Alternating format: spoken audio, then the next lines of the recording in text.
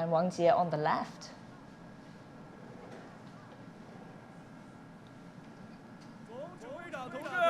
Comrade Commander-in-Chief, we are following the order to carry out Shenzhou-20 manned space flight mission. Now we are ready to go. Please indicate. Member of PLA Astronaut Corps, Taikonaut, Chen Dong. Taikonaut, Chen Zhongrui. Taikonaut, Wang Jie. Proceed.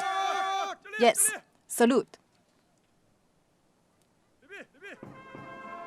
And we can see behind them, right, Professor Yang, that's that screen, the poster or whatever it is behind them. That's all the previous astronauts who've been up in space. Yes. So there are photos of each astronaut who has already made it to outer space. That's actually kind of sentimental to see, Mr. isn't Chen it? The portrait of Mr. Chen is already in. Yes, exactly. His third time now already. Yeah. I mean, this would be a fairly different, significantly different trip for him this time round, right? I mean, he'll be up there for 6 months. The last time was in 2021? Shenzhou-20 mission in 2022. How long was he up there last time? Also lasted for 6 months. 6 months as well. So this time, after the return of Mr. Chen Dong, he will make another record for the accumulated duration of taconauts in outer space. Oh, more than 1 year, longest, about 13 months. Because in Shenzhou-11 mission, in his maiden flight, he stayed in outer space for 33 days. Oh, right. So plus the last 6 months, plus this 6 months. So he's already in outer space for more than 7 months. But the last time he was up there, the space station itself was in a different stage. Yes. They hadn't but reached just this application. during the Shenzhou-14 mission, Mr. Shen Dong is also the commander, completed the 3-module configuration of China's King Space Station. So Shenzhou-14 mission is really important for the construction. And also, that this time he became the second time to be the commander. Oh, but he was the commander in the 2022 mission as well. Yeah, exactly. But he'll be doing possibly different sort of tests and experiments this time than when he did previously. Yeah, exactly. Right? So the task for him is different this time. Last time, the major task for Mr. Chen Dong is the construction, the visiting of different modules of Tiangong Space Station. Just during the Shenzhou-14 mission comes the Wentian module and the Mengtian module. So the configuration of the Tiangong Space Station changed many times during his second flight. So from here onwards, they'll be on this bus and they'll be driving straight to the launch pad, right? Yes, exactly. I imagine it's very nervous. Medics will come together with them, and also that's what you see is that they are wearing the IVA spacesuits. So it's different from the Feitian spacesuit. The IVA spacesuits ensure their safety during the launch and during the landing. And so you can notice that there were some slight change with previous missions. Usually they have to hold a very small box, which is used for ventilation. But today you can see that they don't need to hold it. It's just integrated on their spacesuit. So you can say this is also a small improvement. That's right. That's a detail that you hadn't mentioned. So as you asked, every time you can see some small improvement. And these small improvements, I mean, there'll be things like making it more comfortable for the astronauts, but also technically safe. I mean, this is we're now we're just under 3 hours, right, until the launch time. So it's quite in advance. Yeah. They've got a lot of time leading up to the actual liftoff time. I mean, I know there's the tests that they have to do, the health checkups, but apart from that, why do they need so much time in preparation? As I mentioned, the launch vehicle, the spacecraft is extremely complex. So we need a very comprehensive test and examination to ensure the reliability and the normal function during the launch. Could this not be done before? But could this not be done before the astronauts reach it then? That's for the astronaut, as I mentioned, the IVA spacesuit is second protection of their body. So we also need to ensure that, that it's also very complex. We need to ensure that the airtight sealing also is in the normal condition. And also, that after they come into the launch pad, they will use the lift to reach the 9th floor, and also the ground crew from the Shenzhou spaceship system, from the astronaut system, will help the astronaut to complete all these examinations, and also the medics will also double check their status, and also they will help the astronaut to reach their seats and do the other things to help the astronaut. For instance, they will close the hatch between the orbital module and the re-entry capsule, and also close the hatch on the side of the orbital module, and also another panel on the payload fairing. So all these should be done within these, as you mentioned, within 3 hours. And also the ground crew must withdraw from launch pad at least 1 or 2 kilometers away to ensure their safety during the launch. That as well. There are very large, loud noise and also high temperature and during the launch. So we should ensure the safety not only for the astronaut but also for the ground crew. So they need all this time for precautions and extra precautions and double checks and triple checks. So there's the motorcade with the astronauts behind in the buses. This is at the Jiuquan Satellite Launch Center, and in under 3 hours' time, just under 3 hours' time, these astronauts will be lifting off to space. And Professor Yang, so another thing that's kind of special about this launch, for me especially, is that it's in the daytime. It's normally it's in the middle of the night, and we're all here, all red-eyed and ready, but excited and ready to see this launch. But this time it's yes, this is also 5 this time o'clock in the is afternoon. more convenient for Earth. Yeah. So this is the reason is lies in the fact that, as I mentioned, the Shenzhou spacecraft must be launched when the launch site rotates along with the Earth when it's passing through the orbital plane of the Tiangong space station. But that this moment usually different every day. So sometimes it's it's at night, and sometimes it's in the daytime. So you don't have the choice. Again, it's just pure coincidence. Yes, exactly. I mean, it makes sense, but it's also sort of hard to sometimes to think how much is left to just coincidence in that sense. So there's no difference. That for a spacecraft orbiting the Earth in a low Earth orbit, several hundred kilometers altitude, usually that the speed is more than 7.8 kilometers per second. It's too fast. So even a slight difference on velocity will cause a great amount of propellant to correct it. So we don't have other choices. We just use what we call the zero launch window technology before. It means that the accuracy of the liftoff moment is better than 1 second. But here's something else I've been interested in wondering. We talked about how the weather is so important, and in Jiuquan, which is in Gansu province, right? As Zheng Yibing was telling us, April is the season, worst time of year for sandstorms and wind, and these two elements that would obviously compromise a liftoff potentially. So if a launch window could come about every day, then why not just push it back by a few days in May when the weather, there's less risks, really? Very good question. You can think about it. So every half a year, we have a turnover of this. You're correct. If we change the launch time to May, just a few days, even. But that if it is in May, it will be more convenient this time. But think about it for the next crew. Will be launched in December or November. So that will be very, very cold. So it will just push back. So what you're saying is it will push back the whole schedule. The two missions every half a year. Well, they're definitely lucky today. I mean, from what we're looking at right now, these live pictures, there's doesn't seem to be anything potentially compromising. No sandstorm and not even much movement of the trees there. So probably not much wind either, right? You're very right. That's the wind. How strong it is a very important factor we should consider for the launch. So we have the criteria for the how fast the wind is on the ground, and also we not only consider that on the ground, but we also should consider it in a very high altitude, because that during the flight, the wind, if the speed is too fast, for instance, maybe during the altitude between 10 kilometers and 20 kilometers, it also will influence the safety of the spacecraft. So we must have a criteria criteria to ensure the safety of the launch vehicle itself. And after jettisoning of the payload fairing, because at that moment the higher air density is already very, very low, we can recognize there's no much difference from the vacuum condition. So at that moment, it will be relatively safe. So what's a safe wind speed then, below 20 kilometers per hour? It's different in different stages. So for the launch itself, because we have a very precise weather forecast, and for different stages, for instance, for the wind speed on the ground, have a different criteria with that on high altitude. That the altitude of the Jiuquan Satellite Launch Center is about 1,000 meters high.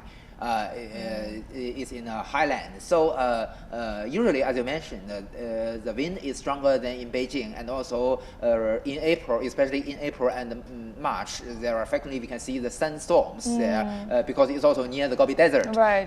So we must consider about this for the launch. So that the consideration about the redundancy is always very important for the space industry and for space missions. So usually we have more resupplies in the Tiangong Space Station at least for 3 months. So even if anything wrong happened to the ground, to the landing side, to the launch site, we can still have the right chance and the time to prepare for launch, maybe several days later. So the current crew up there would be able to extend their stay for up to 3 months. Yeah. So this is another very important tolerance. So I think we can see in the box next to the live pictures. So on the right of the screen is the camera training, inside the re-entry capsule. You can see the 3 basins for the astronauts.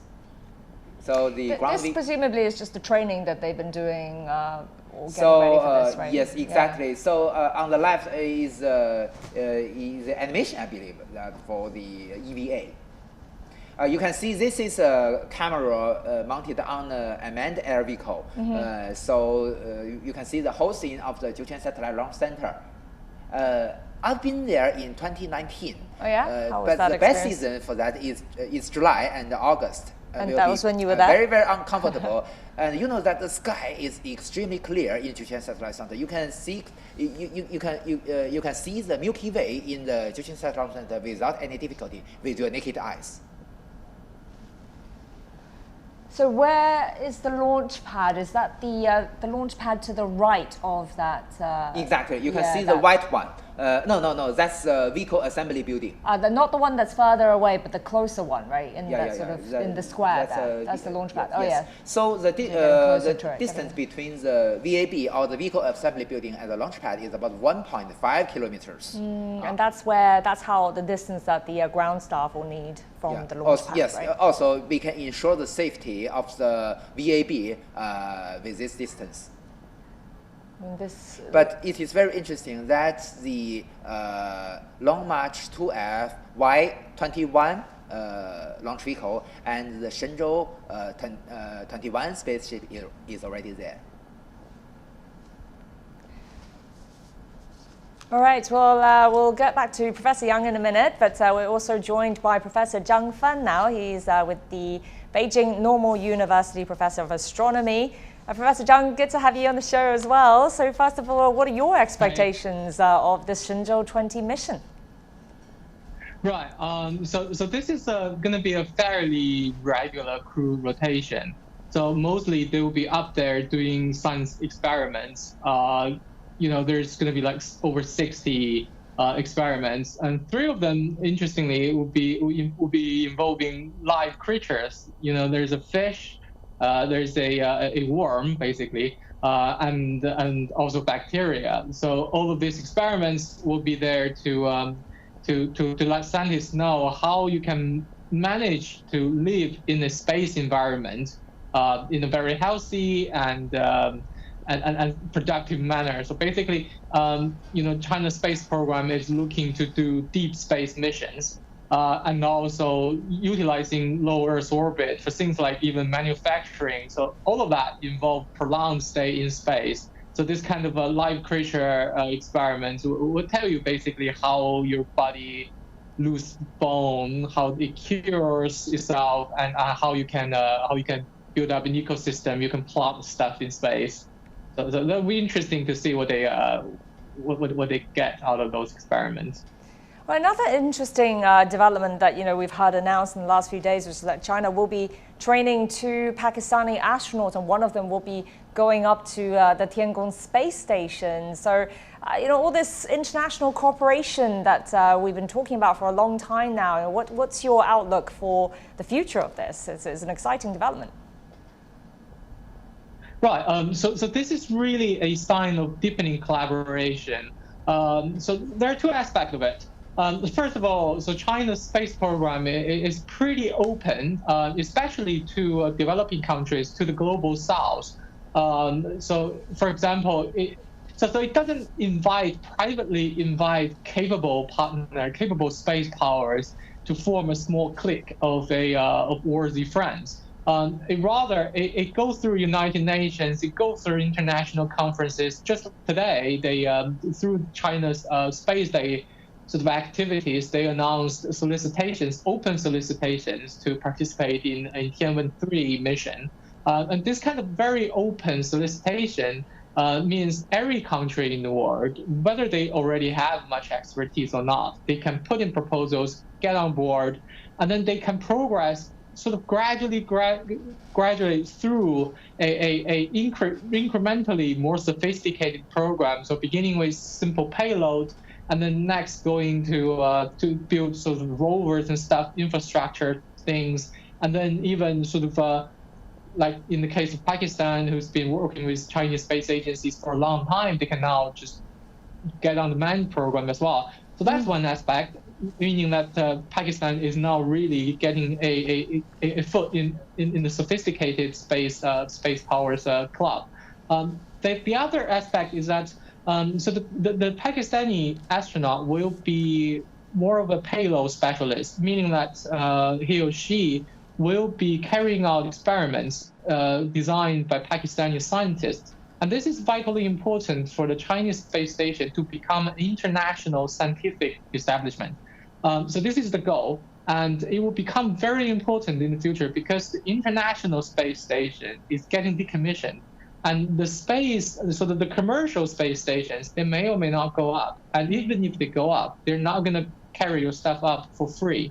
Unlike the Chinese station that works on scientific protocols, so China shoulders the up and down going costs, and then you do the experiment. You shoulder the experiment cost. So for any sort of publicly funded science experiment that needs to be done in space, China's space station may become the only available choice. And international collaboration is vitally important for science because there's only like so many experts in any particular field, and they're spread really thin across the world. And so having this capability of having foreign astronauts, foreign even scientists, eventually going up to the Chinese station is one thing that needs to be done before it becomes a truly international science laboratory.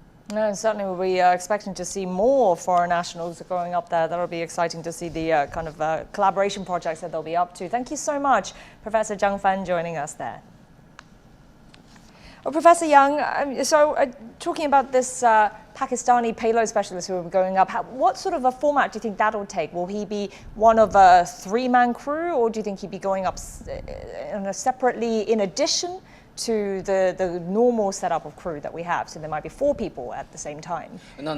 The capability of the Shenzhou spacecraft can only bring 3 taikonauts to outer space. But for the future, that for the Mengzhou spacecraft, it can bring 7 astronauts to our Tiangong space station after it come into use. 7 in one for time. the future, but that for the Pakistani astronaut, maybe he will be, we will conduct the selection first. So there will be a preliminary selection, another the re-selection, and also the final selection. So after selection, usually it usually at least takes 2 years for the training. 2 years for the training. So there's 2 of them right now that are basically being that passed the initial selection stage. That will be one selected and the other one as a backup. So the 2 Pakistani taikonauts will stay in the astronaut center of China for at least 2 years before they go to the real flight missions. But you know, that's as I mentioned, the international cooperation is very important for China. We already have the joint experiments with other countries. Usually, the devices that reached. They've already reached the launch pad. That's right. They've just exited the Chen Dong, followed by Chen Zhongrui and Wang Jie there. Yes. So they're looking pretty calm, all things considered. They are full of confidence. But I believe they are very clear.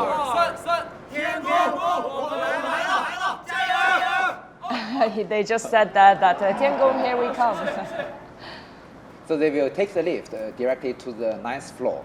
And that's where they'll go straight into the pad after some tests and the checkups. So they are heading up in the lift. I mean, 9th floor. This time also we have camera in the lift. That's another improvement there. So everything is improved. 9 floors, but we're not, this isn't sort of your regular building floor distance, right? We're talking 9 floors for this launch pad would be significantly higher than... More than 9 floors, because you know that's the hatch of the side hatch of the orbital module is just have the similar height of the 9th floor. So that's the reason why we took them to the 9th floor. And also, you know, that's How many meters off the ground would this be then? Yeah. Well, how many meters would this be off the ground for them? Oh, well, it's more than, I believe, more than 60 meters. 60 meters. Total height of the launch complex. Okay. Yeah, sorry. So you were saying about this selection process for future and international astronauts and cooperation. So, as you asked, you know that in the future we can have a short-term visit of the foreign astronauts, and also we can have a short-term and more frequent possibly. At an ordinary crew turnover. So for the short one, they will stay there for maybe 1 week or 2 weeks. But for ordinary one, they will stay there for half a year. So we still need the formal announcement of China Space Agency how it will be clarified. But you know that for short-term visits, we can have a solution if one of our Chinese astronauts can stay there for 1 year. The chief designer, Mr. Zhou Jianping, has mentioned years before that in the future, we also will conduct the test for Chinese astronauts to stay in orbit for 1 year continuously in the future, sooner or later. So this is one choice, and there's no technical difficulty, essentially speaking. So that's only a matter of choice. So we still need the formal announcement of the China Manned Space Agency. Okay. So 1 year could be the longest that astronauts can stay up there, but you were saying about these shortened visits. So what's a sort of a feasible turnaround for that, though? A month, are we talking, maybe at a time? Usually we should have a good balance between the cost and also the convenience of the impact of the gravity to astronaut. If you change the crew too frequently, there will be too much cost spent on the launch and landing of a single spacecraft. But if it lasts too long, it will have very serious impact on the bodies themselves. So half a year is optimized. So there's no exception that in the International Space Station also usually the turnover takes about every half a year. So there is no difference between China and other countries. And it wouldn't be possible to leave the space station unmanned, right? At all it's times. Possible. It is possible? Yes, you know, but that's is it just ideal? You know that we don't have in-orbit turnover during the Shenzhou-12 and the Shenzhou-13 mission. So we have the launch of the Shenzhou-12 and the Shenzhou-13 spacecraft to the Tiangong Space Station, and after the mission, they will go back to the Earth and switch the status of the station from a manned status to an unmanned status. Oh. So right now the astronauts are sitting there. That's the hatch that they'll be going through. You can see the hatch on the payload fairing. Yes, on the right side of the screen. They will enter the Shenzhou spaceship with this from this hatch. And they're just waiting now to get a little health checkup, right, to make sure everything is okay. There will many crew from the Shenzhou spaceship system and those from the astronaut system.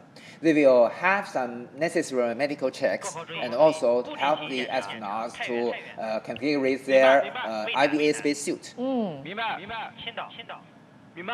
We can hear the voice from the ground control of the Jiutian Satellite Launch Center.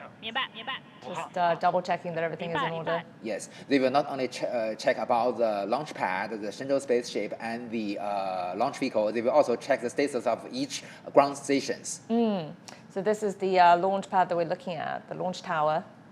You know that the rescue team for the launch and for the re-entry is the same team.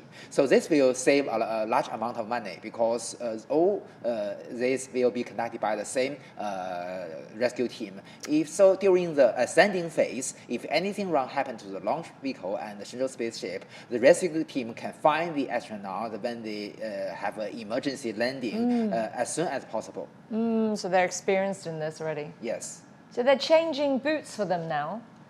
They will take off their boots because the boots is a good protection and a very necessary protection to protect their IVA spacesuit. They were taking it off just now, but they'll be putting it on a little bit later. They've already taking off their boots. And so they'll be entering the the spacecraft without their boots on. Without, yeah. And then they'll be putting it on later in the... No. They won't be again until they get onto... They will not necessary to take that again. Oh, okay. Because it's to just to protect on the ground. Okay, so they don't need it again even on the space station. They don't need that, yeah. Oh. That was a short use for the boots.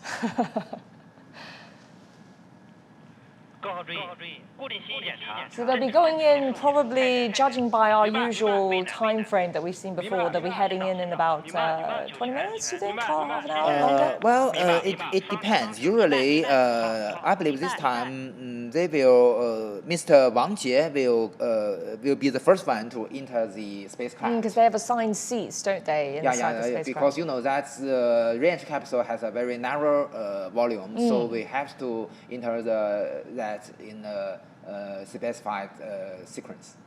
So at this point now, they've probably not had any food or water for a while in preparation for this, and I mean they won't be really eating again until they reach the launch, reach the space station. No. If they want to eat or drink, they can eat and drink after the launch. After the launch, right? But only, the launch only takes less than 10 minutes.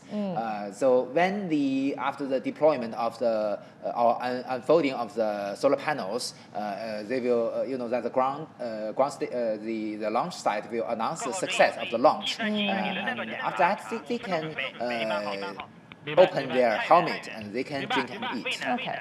Well, you see the hatch door is open now. The hatch is open and they're passing some gear inside. I assume this is for doing They the still tests. have the ground staff inside the orbital module and inside the re-entry capsule to check and examine everything. And also they will help the astronauts to go inside.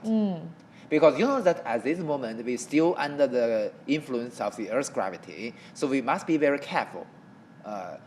So it's in a vertical status. So the orbital module is just above the re-entry capsule. So we must enter the orbital module first, and then go down to the re-entry capsule. So we're just looking at that little panel to the right there. That's just giving some stats there. We've got 2 hours and 23 minutes to go until launch. The wind speed is only 1.2 meters per second. That seems pretty good, pretty calm. Wow, And, that's a very good condition. Yeah, 24 degrees. Yeah, very and high comfortable. visibility, more higher than over 20 kilometers. And then the cloud, it says that the last 0. So this is pretty ideal conditions then. They've waited. There was some concern leading up to this day. I also visited this launch complex in 2019.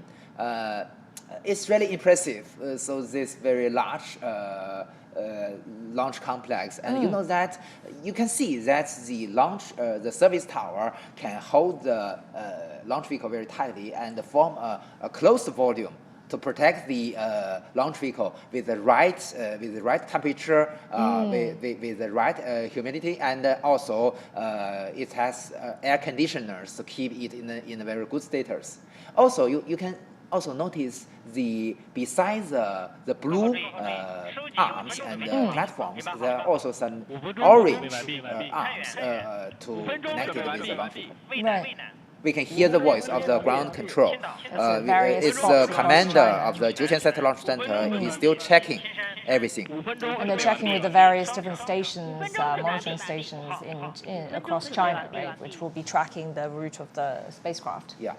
As I mentioned, we adopted the zero launch window since the Shenzhou-20 mission. Right. But after so many years, we also extend the zero launch window to we call a narrow launch window, which means that we can utilize the margin because you know that the capability of the launch vehicle is stronger than we needed. So you can use this margin to wider the launch window from 0 to maybe several seconds or even several minutes. So this can increase the reliability and the possibility of the success of a mission.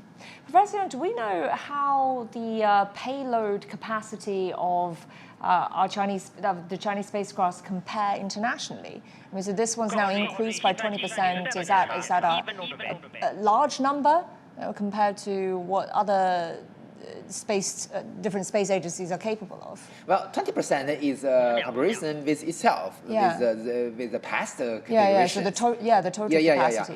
This is because we already optimized many subsystems of the Shenzhou spacecraft. Oh, you can see this is a camera mounted inside the orbital module. Yeah. You can see cargoes everywhere. And you can also see how small that space is inside. Yeah, exactly. So the total volume of the orbital module and the re-entry capsule, I believe that the total volume is about 7 cubic meters. So it's very narrow space. And you've already seen that, as I mentioned on the previous video, the camera mounted inside the orbital module. Today we use the orbital module also as a cargo bay. For bringing more scientific research instruments to the Tiangong space station. Also, I believe there are fresh fruit inside to bring some for the Shenzhou-19 crew because they have already for a long time they need some new fresh fruit. They also do grow some vegetables up at the space station, right? I remember seeing a report about that, saying they can grow some greens. They can enjoy the vegetables planted by themselves, but usually it's only a very small amount. And simple things to grow, right? Like lettuce. The first one to taste the vegetable, I think, is just during the Shenzhou-20 mission, Mr. Cai Xuzhe. I can still remember that this is also another coincidence. You know that Mr. Cai Xuzhe is the commander of the Shenzhou-19 crew. But Mr. Chen Dong will meet us. Sorry, let me just interrupt you there, Professor Yang. So we've got the astronauts going in there. That's Wang Jie heading in first. Exactly. 03. Yes. His code is 03. He will go first. And he has to lie down and scoot in. You can see that the ground crew help him to protect the helmet from any damage. And there's still someone inside helping to bring him in as well. Exactly. So he will go first. Yeah, this is the orbital module. It's an incredible speed. So.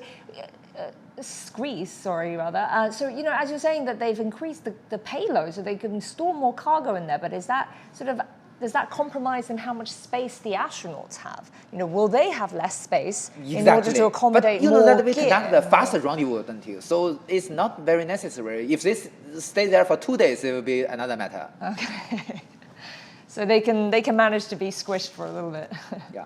So the ground crew helped Dr. Wang Jie to go from the orbital module here to go down to the re-entry capsule. Then he'll be strapping himself in. The crew doesn't go into the module itself, do they? Yeah. So there is another hatch between the orbital module and the re-entry capsule. So Mr. Wang Jie is already entered the re-entry capsule. And who will be 02? Who's going in? 03. He's 03. He's a flight engineer for this mission. And the 02 will be Chen Zhongrui. Exactly. So Dr. Wang Jie is the third flight engineer for China space missions. The first one is Mr. Zhu Yangzhu. The second is Ms. Wang Haoze, and he's the third one. So this was pretty much the setup the composition that we can expect for all future. Yeah. So what you see, look, this is a camera mounted inside the re-entry capsule. There's Chen Zhongrui about to go in 02 there. He will be the second to enter the capsule. And the last to be the captain. So Mr. Chen Zhongrui is also a pilot. He will be the backup of Commander Chen Dong during the ascending phase and during the landing phase. If anything wrong happened to the autonomous piloting mode, they will switch to manual pilot. So they can be recognized as backup of each other to ensure the safety. Professor Yang, how much time would these three men have spent with each other prior to taking this space mission? You know, the training they'd have to do, they'd have to know each other incredibly well. Are we talking half a year, even longer? Usually living, 1 or 2 together? years. When the crew is the combination is confirmed. Usually. How many? There'd be several combinations, right? Sort of backups. Exactly. And So 3 as the major crew and another 3 as the backup crew. So the crew must very compatible with each other.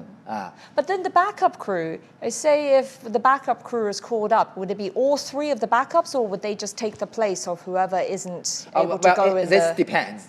So it's possible to change only one of them. Also, maybe all of them will be changed. So it depends on the decision of the commander.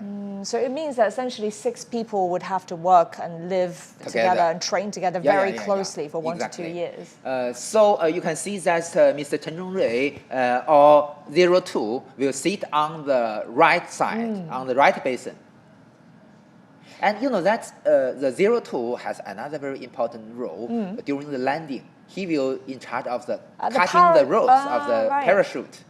Yes. Because only on his side we have the button.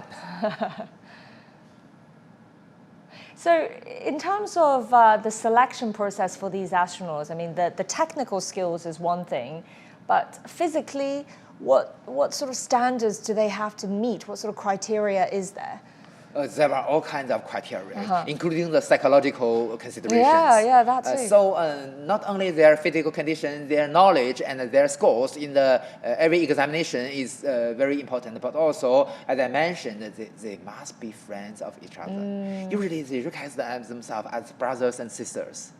So I mean that too. I mean that's such an important consideration, considering they'll be spending 6 months with each other on this fairly confined space. So if they don't get along. Even today, although we already have 3 modules, but you know that for half a year, residence is still a very narrow space for 3 people to stay there. For sure. So the psychological problems is very frequently seen in manned space, in long-term manned space activities.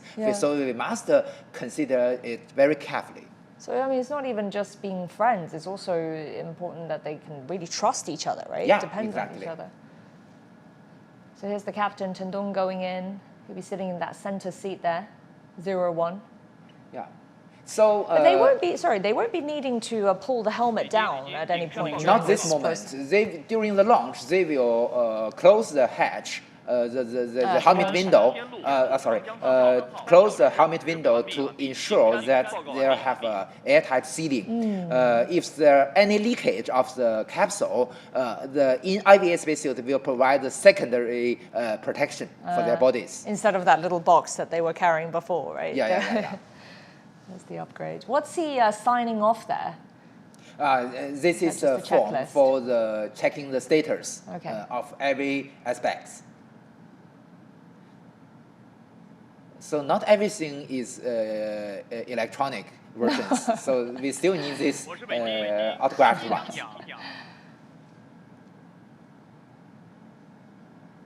So they'll be heading in there, and then they'll be waiting in there for another 2 hours before the actual liftoff.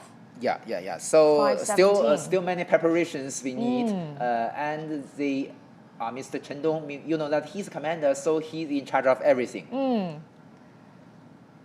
Yeah, it's taking him a longer time to get into the actual module. I guess he's doing final checks as well. So with the help of the ground crew, he will finally enter the re-entry capsule and sit in the middle. So 2 hour and 12-minute wait. Yeah. So you can see how narrow it is, and so they can only enter one by one. And also 02 and 03 must go first. That's just out of a practical concern. And we can hear once again the Beijing Aerospace Command Center checking in with various different stations. So you can see that from this camera tool, we can on the near side is Mr. Wang Jie, and on the far side is the Mr. Chen Zhongrui, and Commander Chen Dong will sit in the middle. So every basin is specially designed for the for the certain astronauts to fit their shape of their body to give the maximum protection during the launch and the landing. So they're all signing this form now, and I presume that's what, was that a checklist as well? So you were saying that the temperature can be very well regulated in this space. Yes, So it has to be. there are ventilations and also air conditioners inside. So the well temperature insulated is too. really comfortable for the astronauts. Like a 20 degree? Maybe 20 to 22, 25 degrees Celsius. But you know that because the IVA spacesuit should provide the right protection for in case of any leakage. So usually it's relatively weak for the bring the heat outside. So we need the ventilation devices to keep it cool enough. Because without the ventilation system, the astronaut will feel very, very hot. And this is much lighter than the EVA suit, the extravehicular suit. Much simpler than the EVA spacesuit. So what's the weight difference? You know that difference? this IVA spacesuit is not an independent one. So you can see that they will connect a pipe to their bodies. Yeah. So they will provide the electricity, provide the ventilation, provide the oxygen from the spacecraft itself. So that is the reason why it can be much smaller and much lighter than the EVA spacesuit. How light are we talking about? How many kilos? Well, I believe that it's less than 20 kilograms. Less than 20 kilos. I mean, we say light, but that's still a lot of weight to be you carrying need around, though. ensure it can work in vacuum conditions. That's true. So, it certainly looks bulky, but the EVA then, what's the EVA weight are we is talking about then? 130 kilograms, I believe. 130 kilos. Very, very heavy. Would they have to wear these and train in these on the ground as well? But obviously, Not in every circumstances. For some training, they can wear the ordinary clothes. well, because we're talking 130 kilos, but then again, they're in the microgravity environment, so they're not feeling that weight. You know that the most dangerous part of a flight mission is during the launch or the ascending phase, and also during the landing. So only in these two phases, and also in that some critical moment, for instance, during the docking phase, they need to wear the IVA spacesuit. Which usually you know that in these phases, it is most possible case to cause some leakage of their capsule. That is the reason they must wear the spacesuits during these phases. But in other moments, it's not very necessary. So, Professor Yang, so just talk us through what we can expect next. So, for the next hour or so, this will just be the ground staff, all the teams doing the extra checks. Yeah. And then the astronauts themselves will just be sort of taking it easy inside, waiting. No, they will be very, very busy. Usually, you can see that maybe the commander or the pilot will hold his manual. So on the handbook, not only it has the instruction of the normal procedure, also have every instruction in abnormal conditions. This is one important factor for the training of astronauts. This is something he must have read time and time again. He must know it just completely off by heart. For the ordinary people, usually it means so boring. But for the astronauts, you must be patient enough. But he must know it inside out. You must know it. Yeah. You must be aware what could happen at this moment. So for the astronauts, it's basically revising, going through the manual, making sure that they know what to do again and again, what to do in every eventuality. Yeah. So you can see that I believe that within 7 minutes, we can see the rotational platform on the top will be opened. This is because you know that after the hatch of the Shenzhou spacecraft is closed by the ground staff, so if anything wrong happened, you know that I believe at this moment the Long March 2F spacecraft is full of propellants. Right. The That's already been fueled up. nitrogen tetroxide and UDMH, so very dangerous things. So if anything wrong happened, to ensure the safety of the ground team and to ensure the safety of the crew, the Shenzhou-20 crew, we must activate the emergency escape system. Right. To make it possible to work, we must expose the emergency escape system to the open space. So that is the reason why we open the top one first. That's the escape, the emergency escape. So just remind us again, when we get a picture in a minute of the launch tower again. So where they are right now, are they near the top of the tower? Are they near the middle part of the tower? This is, as I mentioned, this is a camera mounted inside the orbital module. Yeah. So it's inside the payload fairing of the Long March 2F launch vehicle. So it's near the top of the launch complex. As we mentioned, you can see so many packages. Yes. So these are the, I believe, including these packages, there are the zebrafish. The second Yes. time. The last time the fish went up was when? When was In that? Shenzhou-20 mission. Okay, we heard from the ground control center that the 3 hours, T-minus 3 hours countdown has already been accomplished. You know that as we already discussed, in different phases of the countdown, we have the checking of different systems. Yes. So this time, when the ground commander has announced that the T-minus 3 hours countdown has already accomplished, which means that many subsystems has already been checked okay. It's go for launch. I mean, obviously, they will want to leave nothing to chance, and the teams will have checked things again and again to minimize risks. But if we're talking about, the potentially things that could go wrong, what sort of aspects what would be the most risky aspects here that they'd want to double check and triple check and make sure it's okay? What are the biggest risks here for? Well, during the launch phase, so if anything wrong happened, for these kind of things do happen before in other countries, you know that maybe the propellants will be ignited, or maybe some explosion will happen. So the emergency escape system of the Soyuz launch vehicle do save the lives of the cosmonauts before with the help of this system. So that is the reason for, that in space industry, the spacecraft, the launch vehicle, usually we have a very small class called the human-rated launch vehicle, which means that this launch vehicle, the reliability is high enough to bring human into outer space. Right. So today, the only human-rated launch vehicle in China is the Long March 2F. Sorry.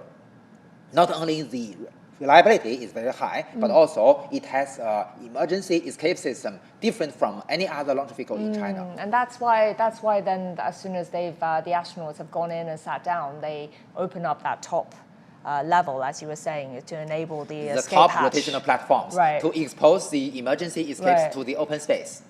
So maybe at this moment, the ground staff is now closing the hatch of the side hatch of the orbital module. Right. And then in a few minutes, they'd come out and they'd close this hatch that we're seeing here On the payload now. fairing. And then it's just a matter of kind of waiting and checking.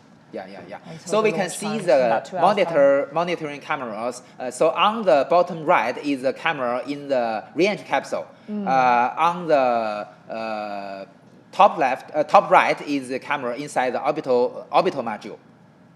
Now, they're all very well suited up and masked up as well, and I presume this is to try and keep the environment as safe as possible for the astronauts as well.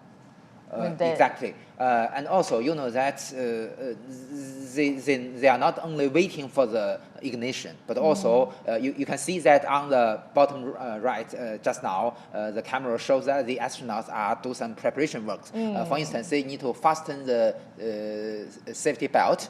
And also, they need also to, from the instrument inside the capsule, they need to check if the status is okay. Right.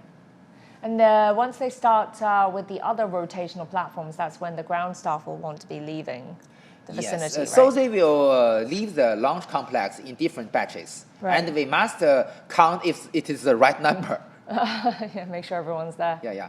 So no one will be there. No, there's no one. No one will be left at there, the launch pad except the astronauts. Right. So it is very interesting, that in this service tower, there is a very long channel for the ground crew to go very fast down to the underground protections. So this is very interesting, and many of my colleagues experience the faster descending on a lift, or would it be like a fireman's this is pole? very soft pipe. You can stay there and with your arms to keep slow down your speed. So like a slide. Exactly.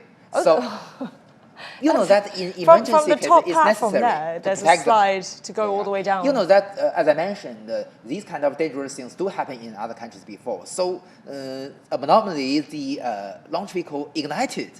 The engines ignited even. So this is a very extremely dangerous thing for the ground crew. Absolutely. So we must have the countermeasure to meet this kind of uncertainty. Oh, so you're saying that they have a pipe, essentially a chute there, like a slide from the top platform all the way down to the underground. And so they can get down there so in a couple of seconds. there is a closed room to ensure their safety, to isolate the high temperature, the vibration of the ignition of the engines. And that's something that has been in place in the launch pad for several Since the construction, we've already have this measure. That's actually the first time that I think we've talked about this. That's pretty fascinating, actually.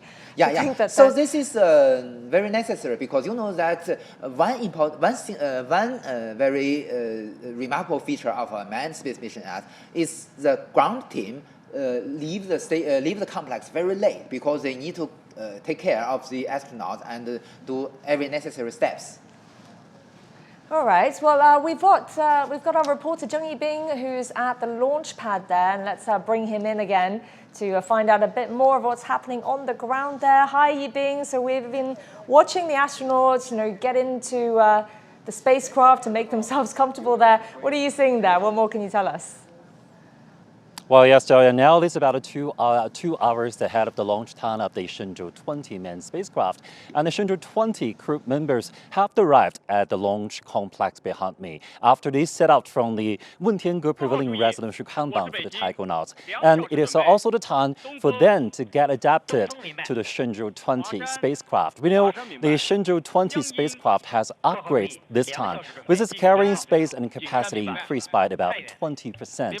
For more about the status of the spacecraft, joining me now is Ms. Lu Guqing from China Aerospace Science and Technology Corporation. 罗老师您好，我们想了解一下我们这个航天员现在已经进入到了神舟20号飞船当中。那么在那个飞船已经做了一些什么样的准备给航天员呢？ Right now, after -T.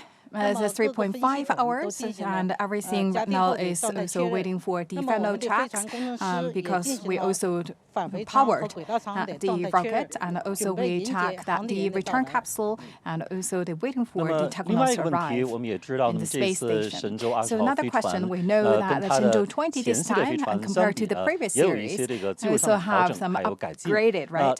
So would you please introduce a little bit about these upgrades? For the manned spacecraft, the main purpose is to be really good on safety and security and send our taikonauts to the space station. So we talk about the safety is above everything else. So we guarantee the safety, and then we look at the whole system, and also when it's upgrading and low grading of all these payloads, we try to save more spaces, try to upgrade and low grade more payloads.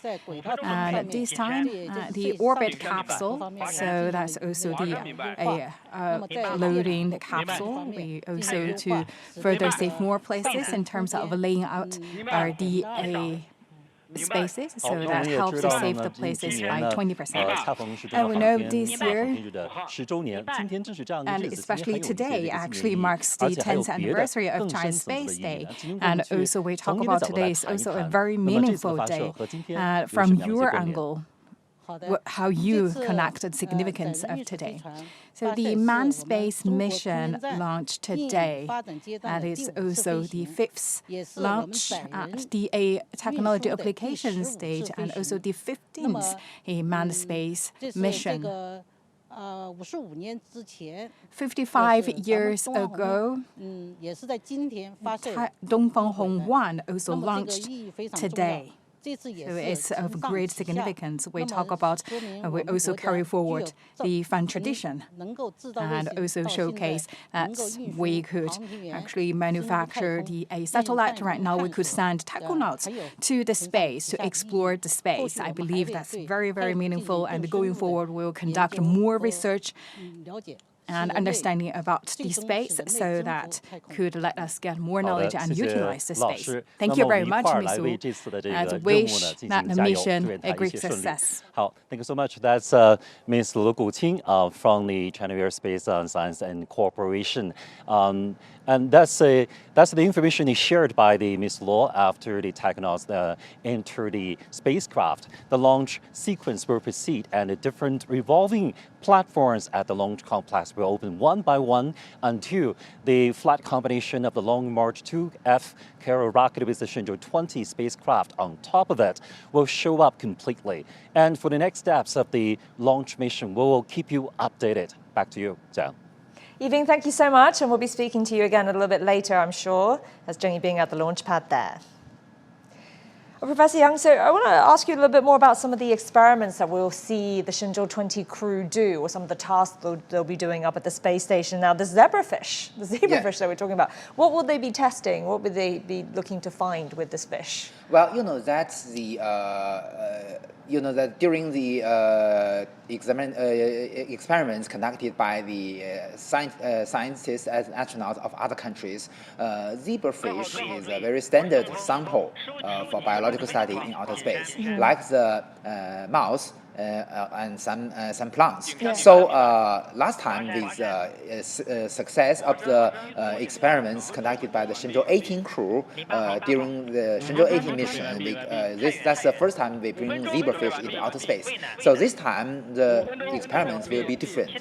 We will study the impact of the microgravity to animals like the fish, to the proteins in their bodies, and also the impact of the microgravity and radiation to other aspects of their bodies. Moreover, this time we will also have microbe and some what we call the tabellarium worm, very, very special one.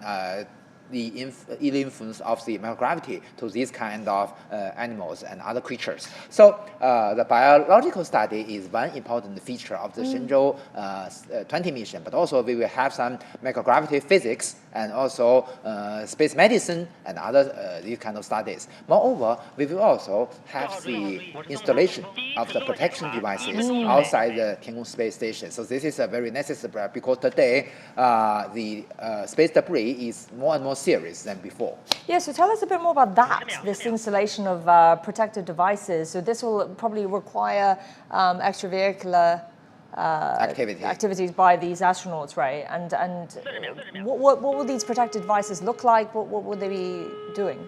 Well, apart from protecting the spacecraft. Sorry, you can see that the 03 Dr. Wang Jie has already closed his helmet. Ah, yes. Then Mr. Chen Zhongrui. So, as I mentioned, so the IVA spacesuit is a second protection for their safety if any leakage happens. Mr. Chen Dong also closed the face mask off. Is that not too early for them to start on this? They've got 2 hours to go until they take off. It is T-minus 2 hours and counting. Yeah. So, as shown on the screen, we will have the first integrated examination, which means that we will have the examination not only for the you can see the 3D animation of the lift off. Right. So this is a very necessary simulation which has all kinds of parameters, and most of them is the same one as the real liftoff. So this is integrated examination, or we can see this as a drill of the all systems, including the Shenzhou spaceship, the launch vehicle system, the launch site system, the telemetry and the telecontrol communication system, and also the rescue team. So they will in their right position and check everything. You can see the 3D animation of the liftoff. And also, at this moment, although everything is simulated, but it's very close to the real one. Is that why also the astronauts are now getting completely ready and then setting up for? The actual launch. So once they've got their helmet down and the hatch is closed, the pressure, everything inside the module will be basically set to be ready for launch. Already. You know, that's why it is necessary to conduct this simulation. You know that there are all kinds of parameters of our old systems, but some of the parameters can only be determined before the launch. For instance, as we already discussed, the weather condition and also the trajectory can only be determined several hours or even several minutes before the launch. So how we can judge it is correct? So we need this kind of simulation to test if any problem still remains. Right. So looking at their suits just now, and they have a lot of things bundled up on their knees there. Is that, what's the reason for that? I mean, there seems to be extra padding on the knees of the spacesuit. Is that just a design thing, or is there some purpose to that as well? Sorry, you can see that the platform, the rotary platform on the top has already been turned open. Yeah. So this means that probably escape hatch, the right? emergency escape system has already been activated.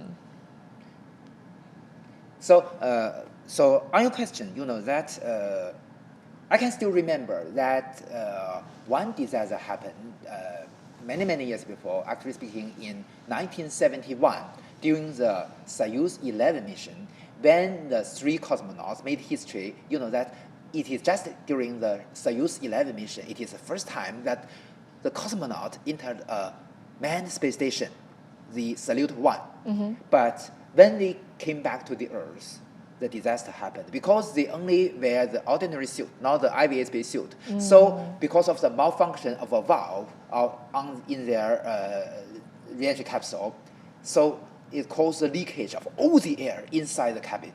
So the 3 cosmonauts lost their life in only several seconds. Very extremely painful.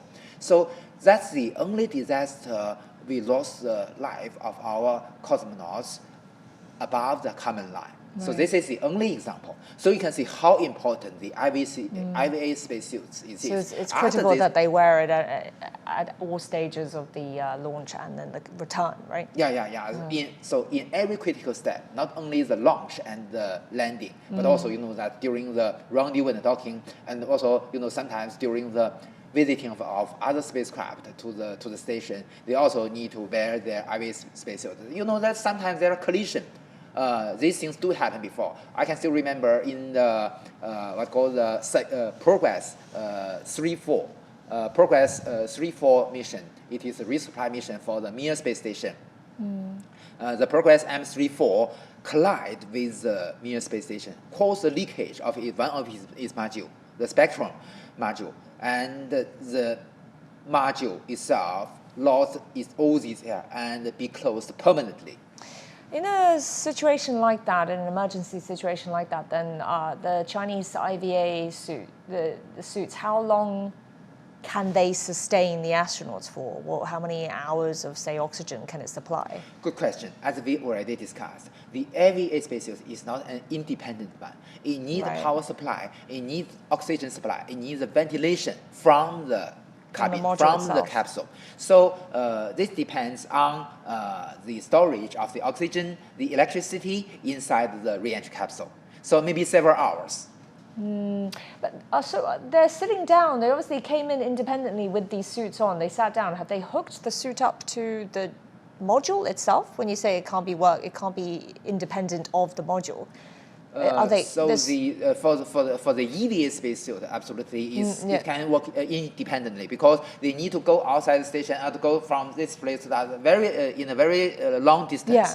But these ones that they're wearing now, the IVAs. IVA spacesuit. Are they hooked up? Much lighter and right. much thinner than the EVA spacesuit. But you were saying they can't be independent of the module. They kind of depend on the module. But do they need to be hooked up to the module? Yeah, exactly. So that's the reason they need a pipe. Connect and also there are cables inside to connect with their spacecraft. So you can see the emergency escape tower. Yeah. Actually speaking, it is a solid rocket engine with several nozzles In an emergency case, it can ignite and bring the re-entry capsule and the orbital module leave the launch vehicle as soon as possible in a very fast acceleration. So this is a major difference from a human-rated launch vehicle to an ordinary launch vehicle.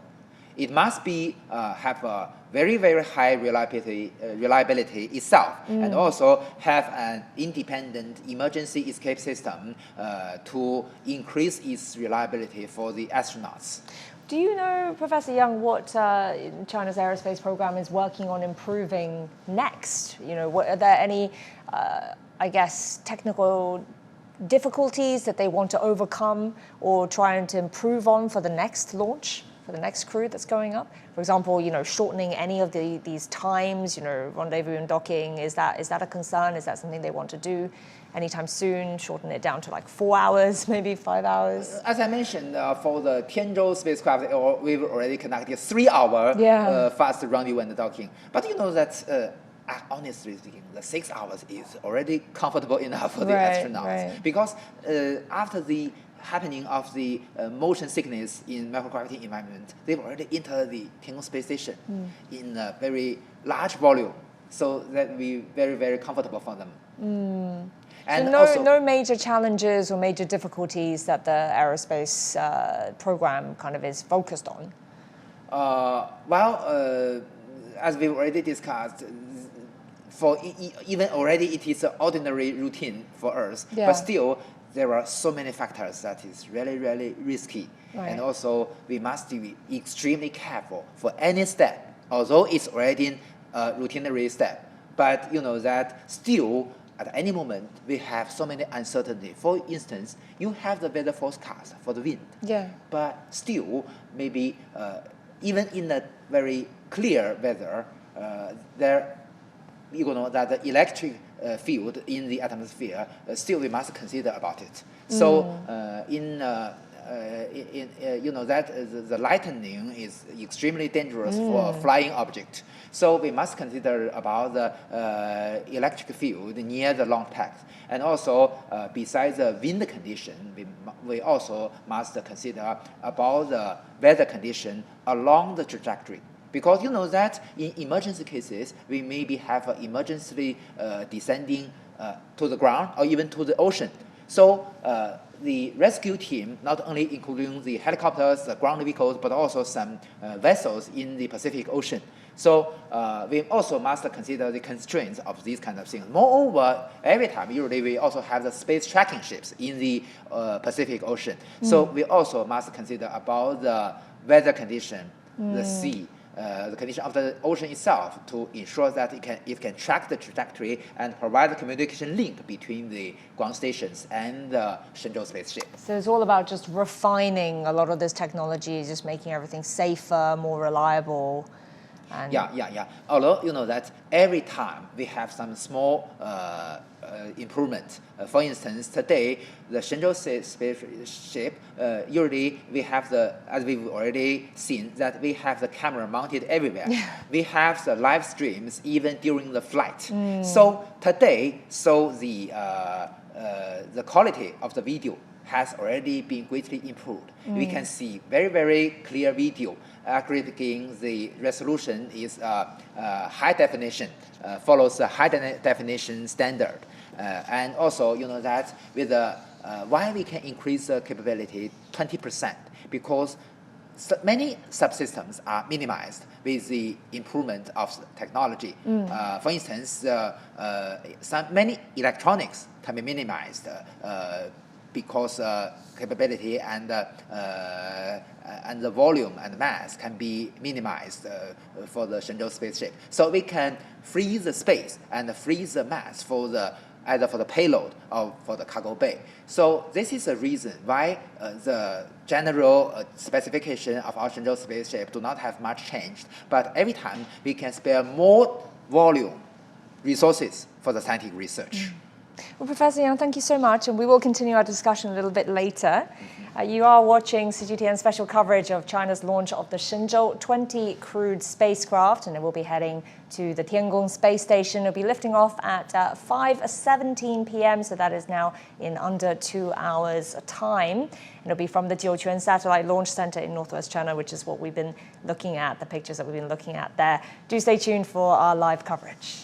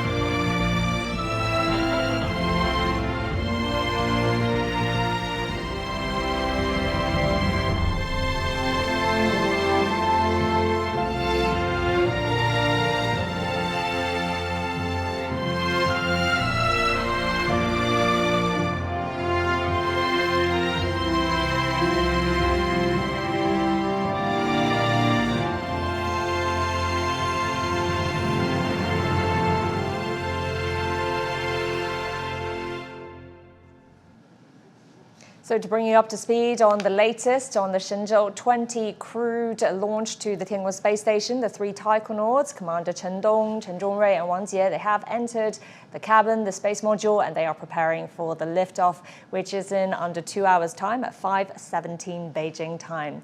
Do stay tuned to see the latest. After a short break, my colleague Hona will be here to bring you some news headlines from across the world.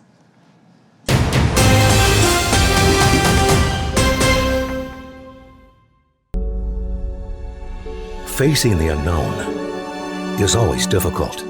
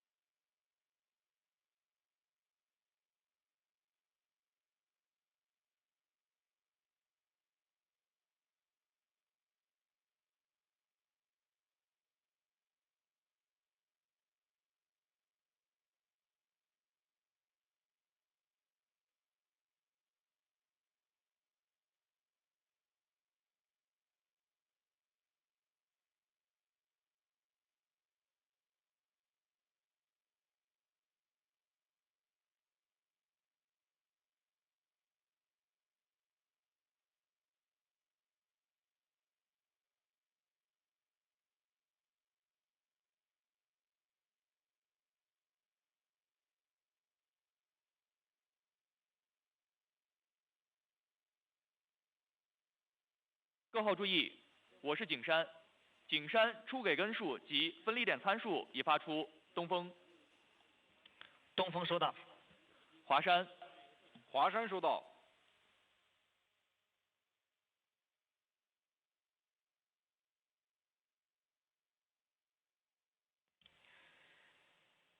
各号注意，我是东风。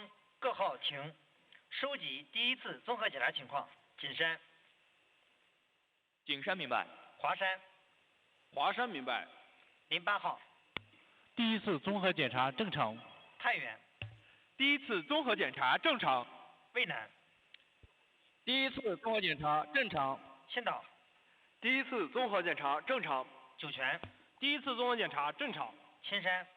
第一次综合检查正常。双城。第一次综合检查正常。5号。第一次综合检查正常。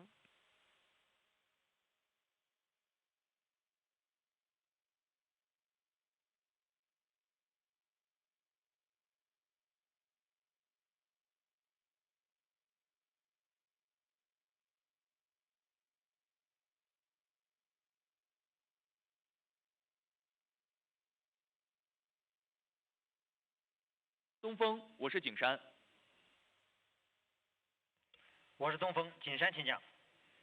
景山、江阴、天路及长江3号第一次综合检查正常。东风明白。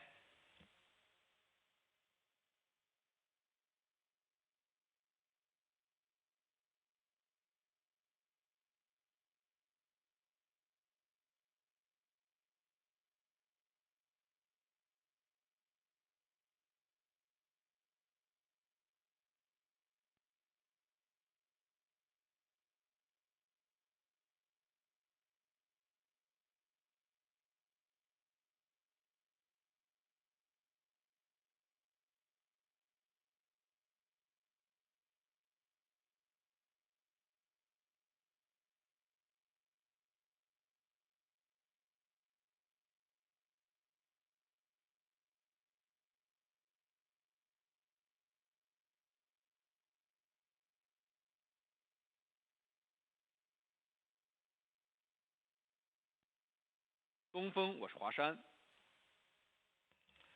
我是东风，华山请讲。华山第一次综合检查正常。东风明白。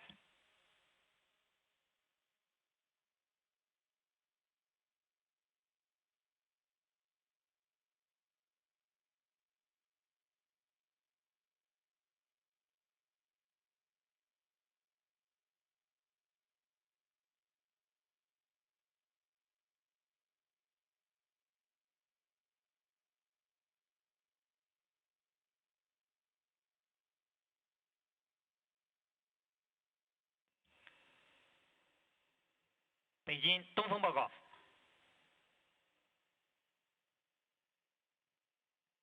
我是北京东风，请讲。各号注意，我是东风，收集航天员进舱后话音检查准备情况。北京。北京明白。酒泉。状态准备完毕。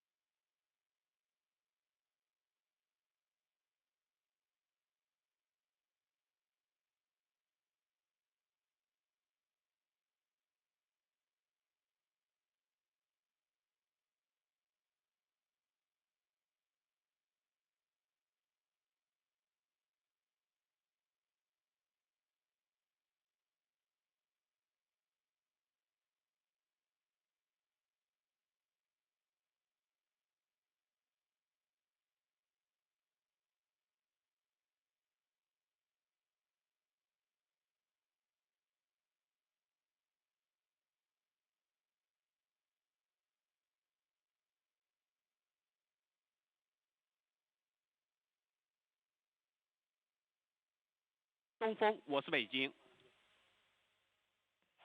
东风到。状态准备完毕。东风明白。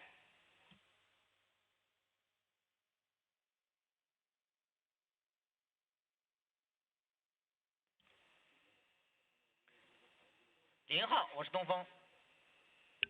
0号到。话音检查准备完毕。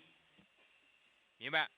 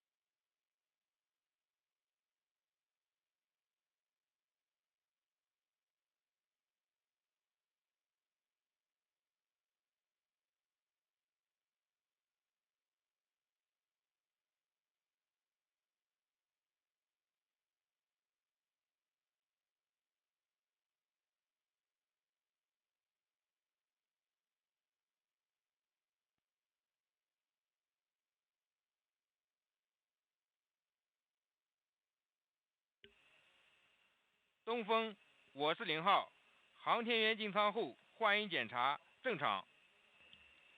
东风明白。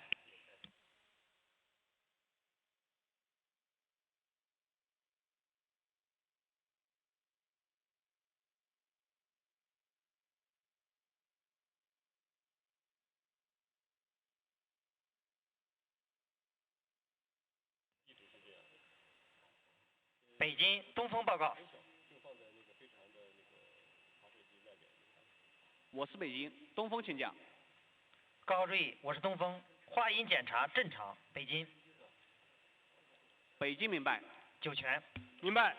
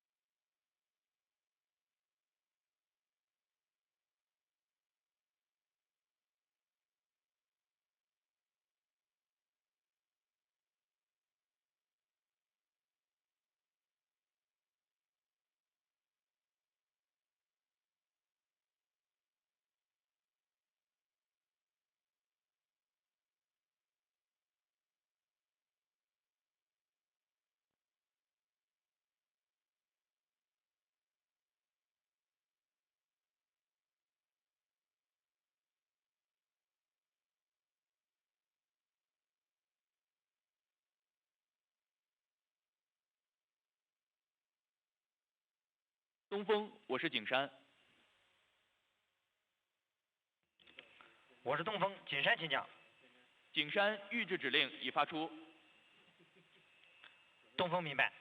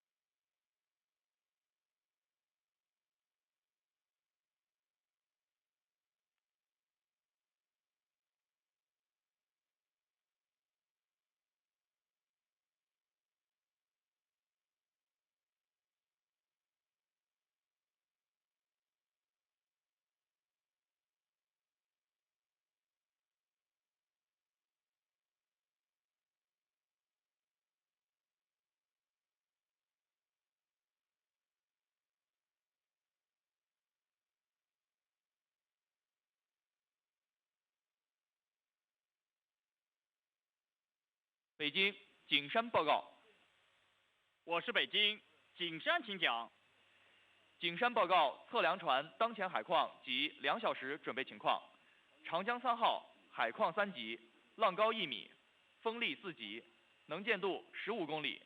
景山天路长江3号2小时准备完毕。景山报告完毕。北京明白。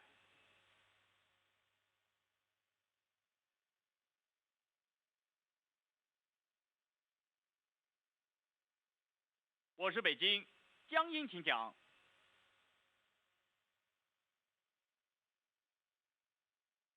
北京明白。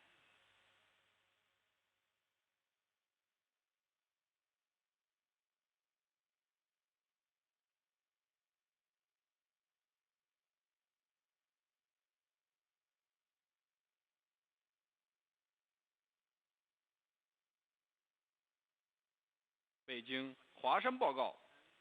我是北京华山，请讲。华山2小时准备完毕。华山报告完毕。北京明白。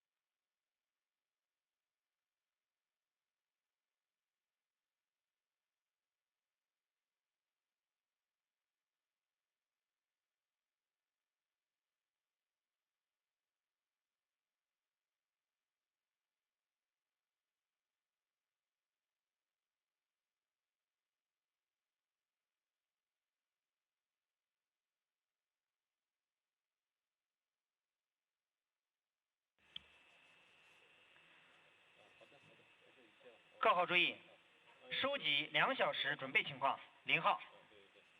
2小时准备完毕。太原。2小时准备完毕。渭南。2小时准备完毕。青岛。2小时准备完毕。酒泉。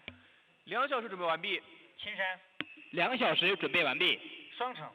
2小时准备完毕。 5号。2小时准备完毕。天仓。2小时准备完毕。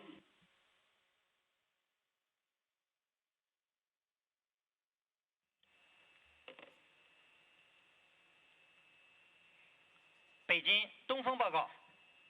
我是北京东风，请讲。东风2小时准备完毕，报告完毕。北京明白。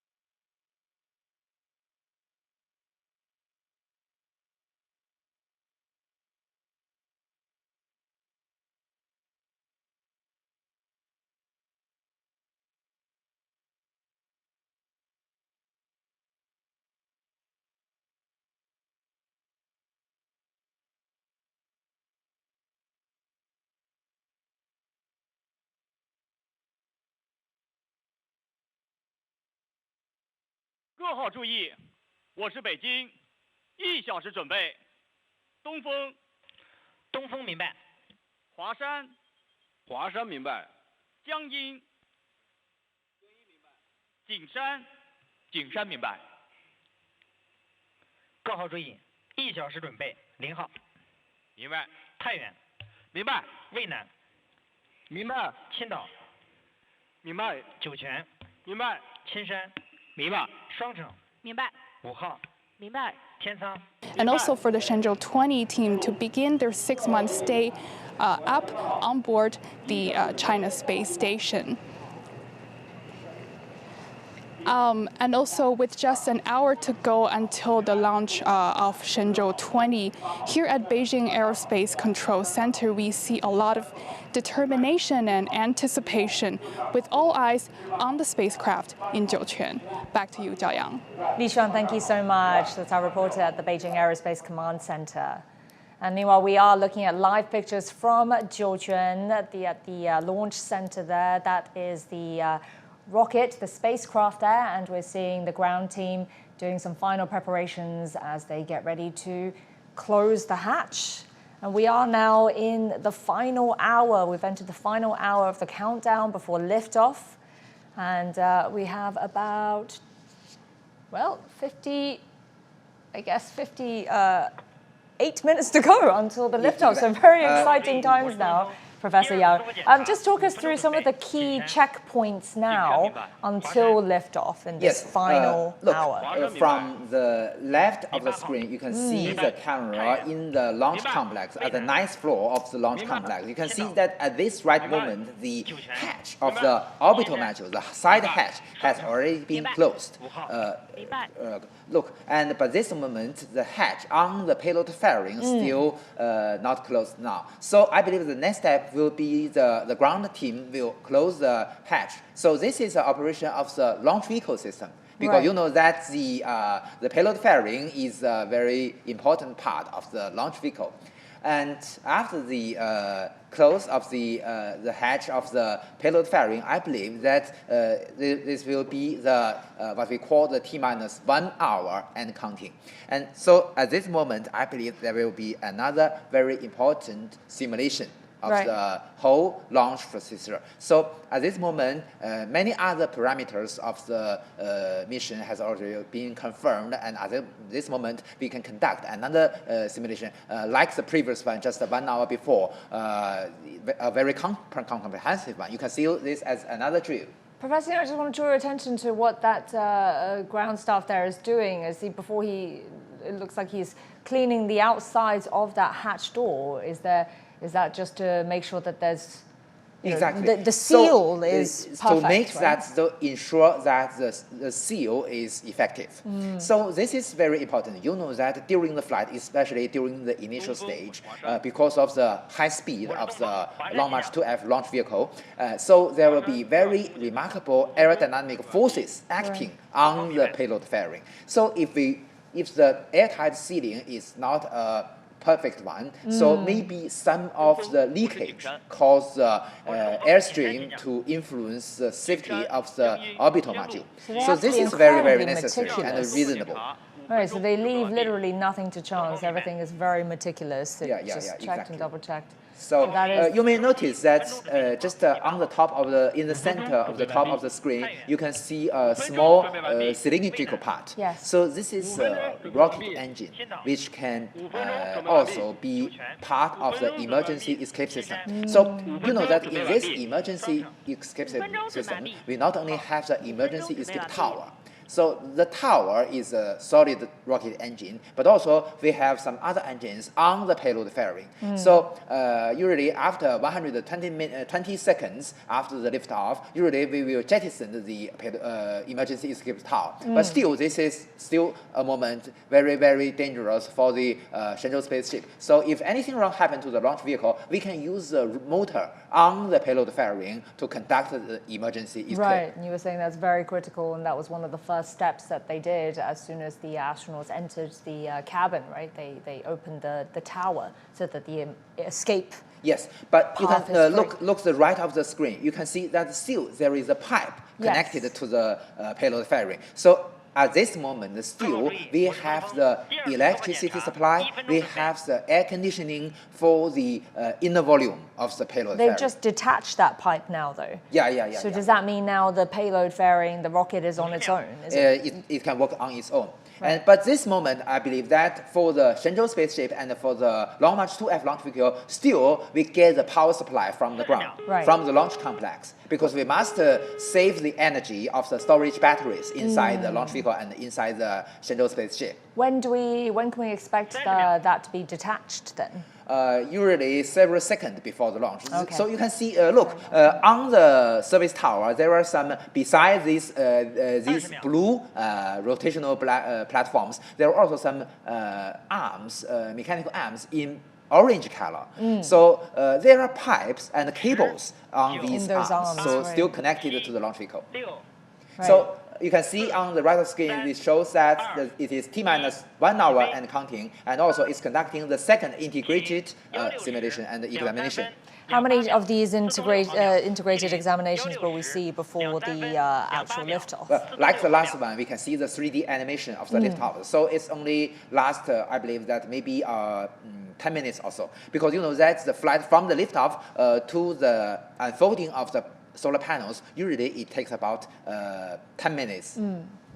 And at this point, until liftoff, the astronauts themselves, they're just in the module now, and as you were saying, they're just reading through these manuals, just getting themselves kind of psychologically prepared as well for this and all circumstances. And you may notice that just during the previous part of our live coverage, each of the Shenzhou-20 crew close the face mask of their helmet, and at this moment they will check the airtight sealing, if it is effective, if there is any malfunction of their IVA spacesuit. So if anything wrong, we must stop and to handle this problem of their IVA spacesuit, because this is extremely important protection for their lives, as we mentioned, for every manned mission during the liftoff. So even if the re-entry capsule has some leakage, but still they can keep themselves safe enough with the IVA spacesuit. Right. Yeah, you can't be too careful with that.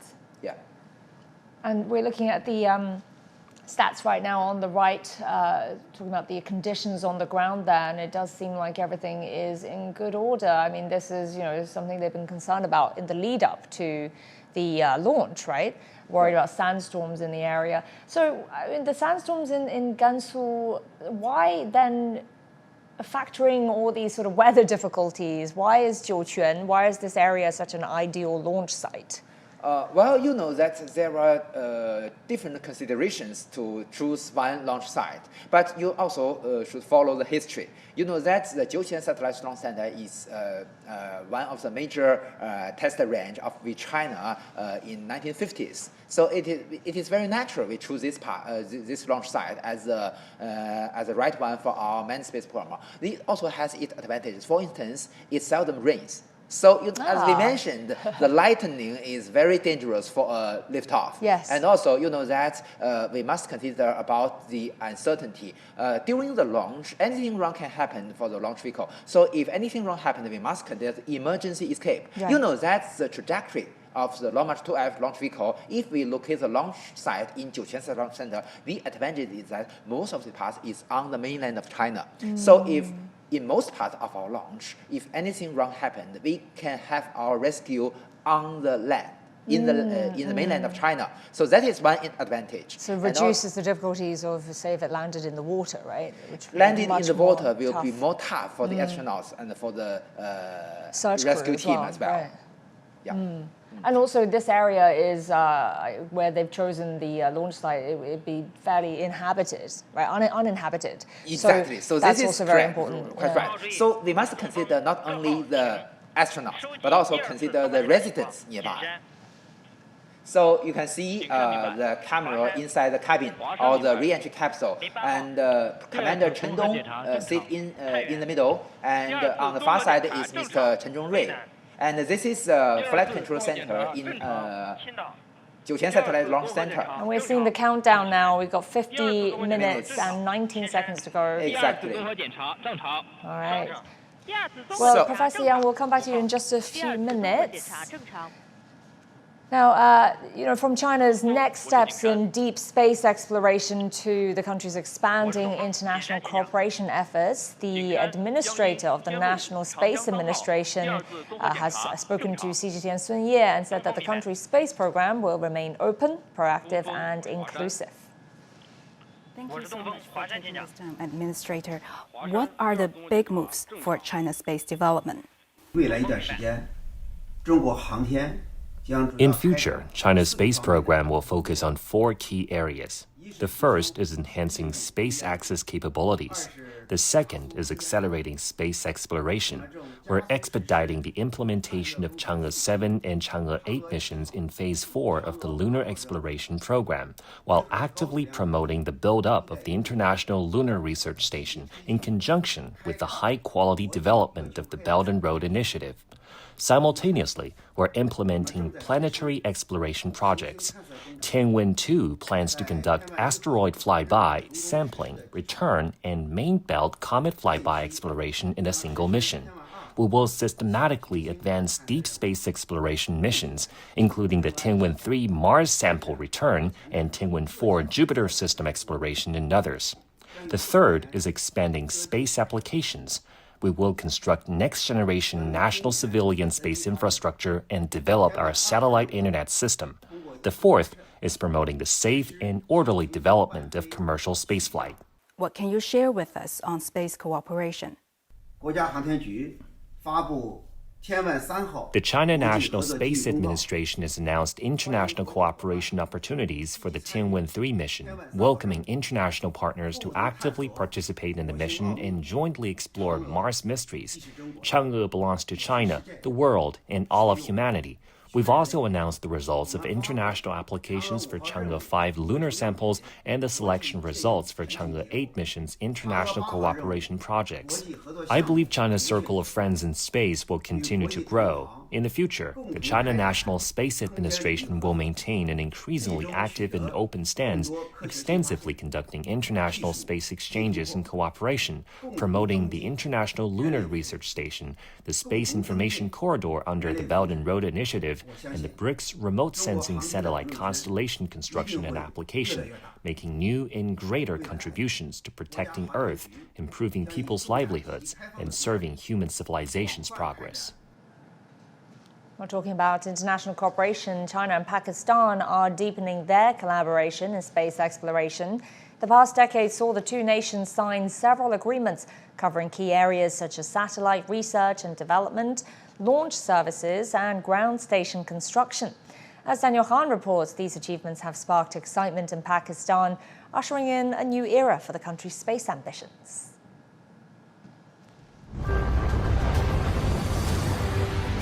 The SPARCO is having an overarching agreement with the China National Space Administration covering the different aspects of the space industry. We will be progressing rapidly. The future is bright.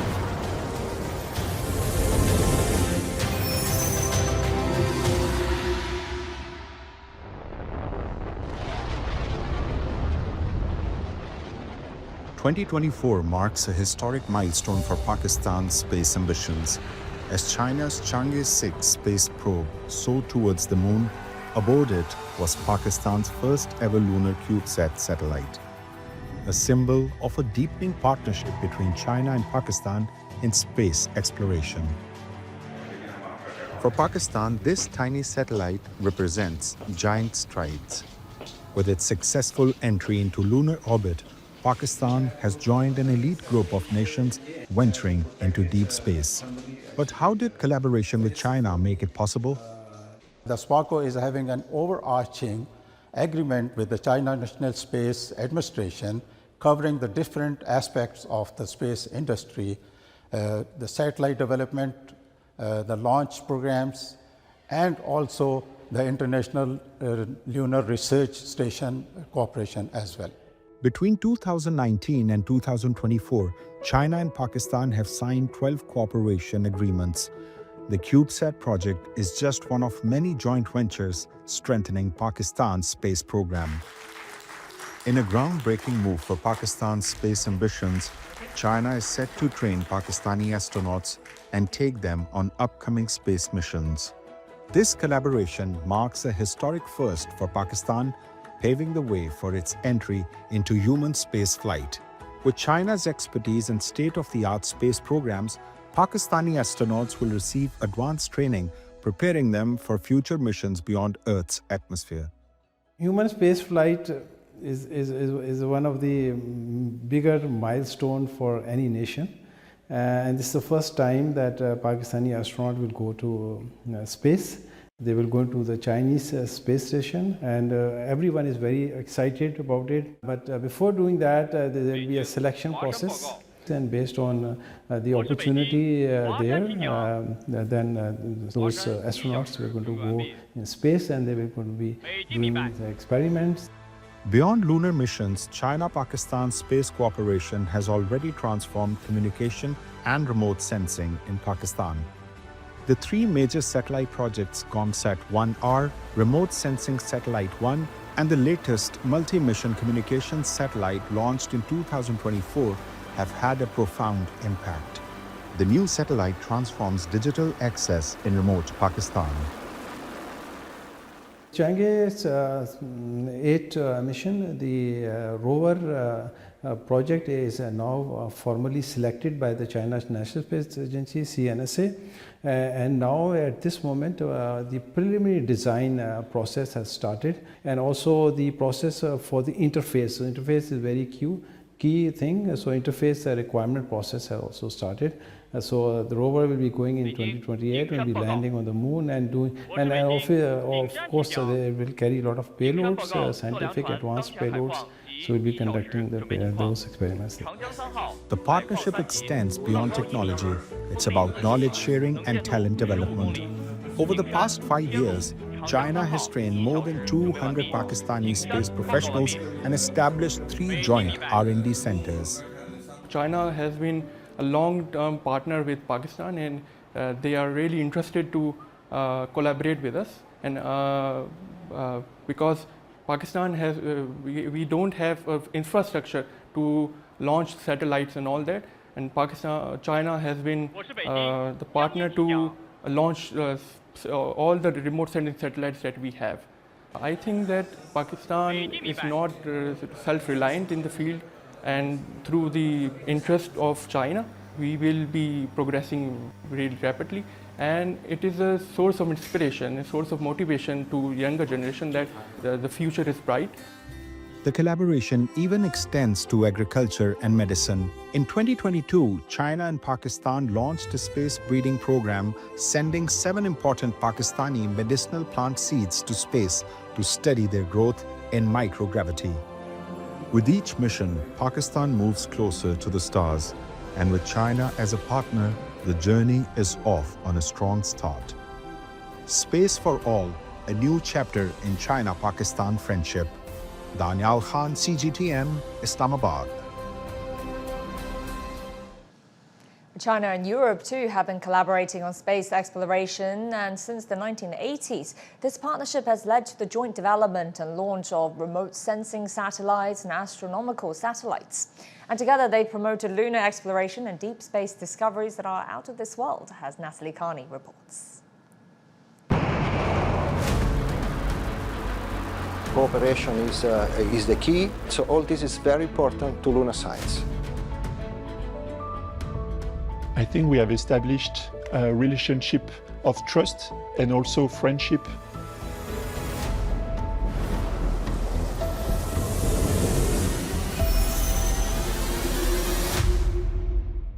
Und in dieser Kammer wurden alle Einstein-Probe-Module getestet. The team at the Max Planck Institute for Extraterrestrial Physics, or MPE, in Munich, Germany, were very excited to receive a call from the Chinese Academy of Sciences. We've been talking to Chinese partners for quite some time about doing a collaboration in X-ray astronomy.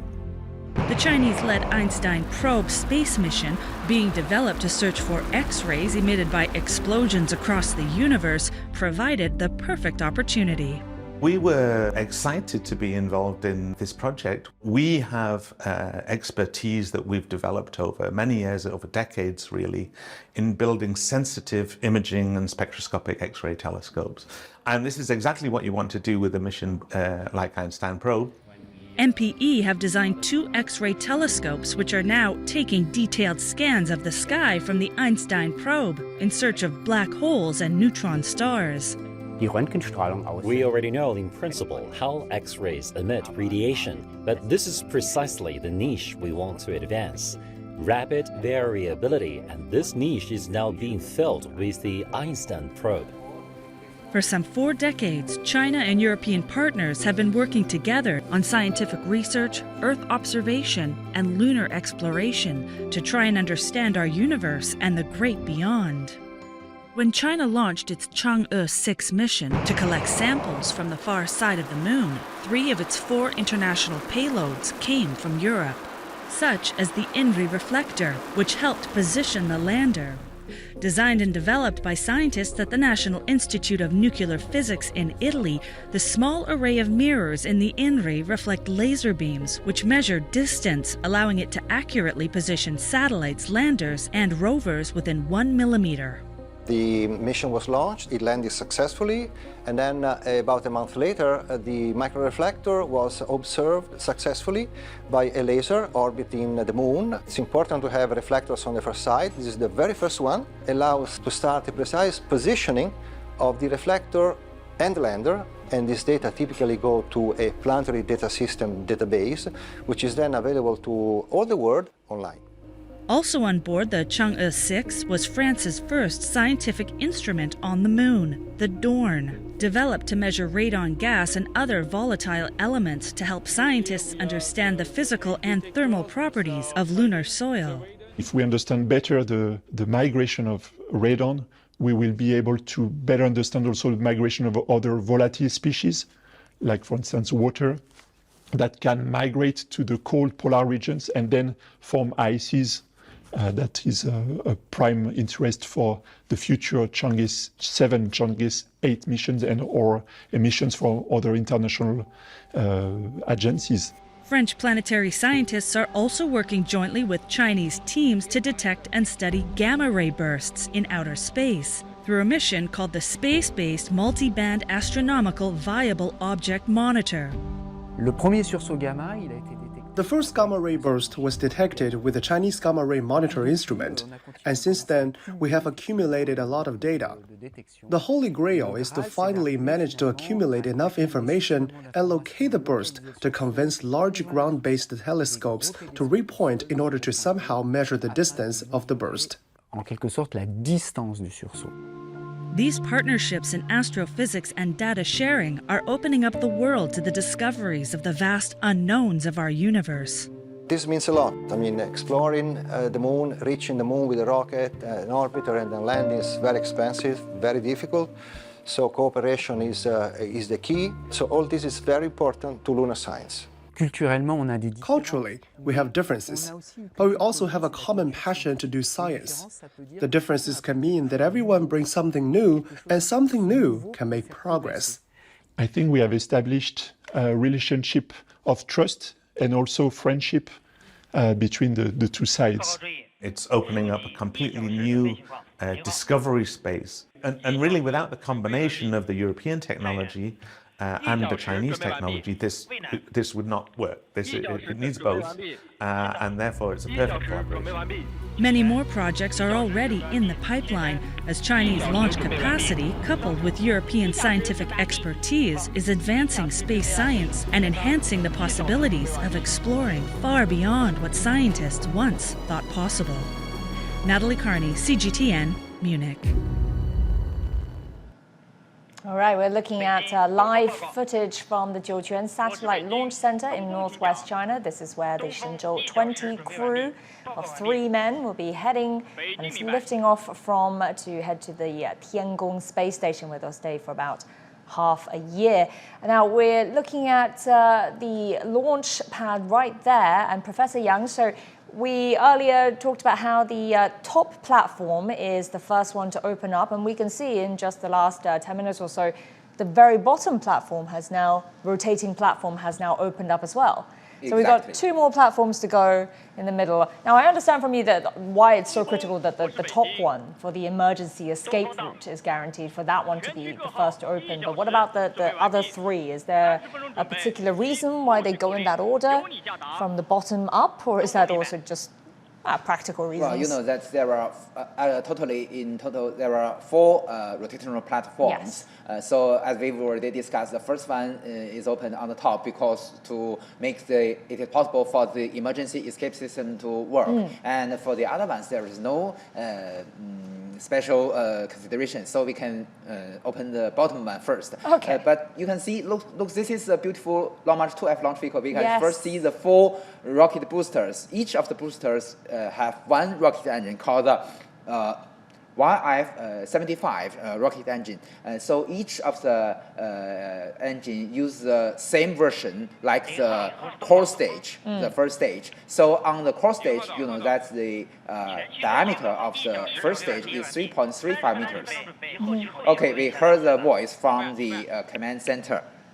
So also, as you asked, so now the bottom platform has already reached its final position, and now we can see the rotationing of the second and the third flat platforms. Yes, so you know that this launch complex will come into use during the Shenzhou-20 mission in 1999. So although you know that the basic configuration of this launch complex has not been changed, but you know that we have a very good maintenance of this launch complex. And the service tower, each time before the launch, we must have a very comprehensive examination and also a test for this.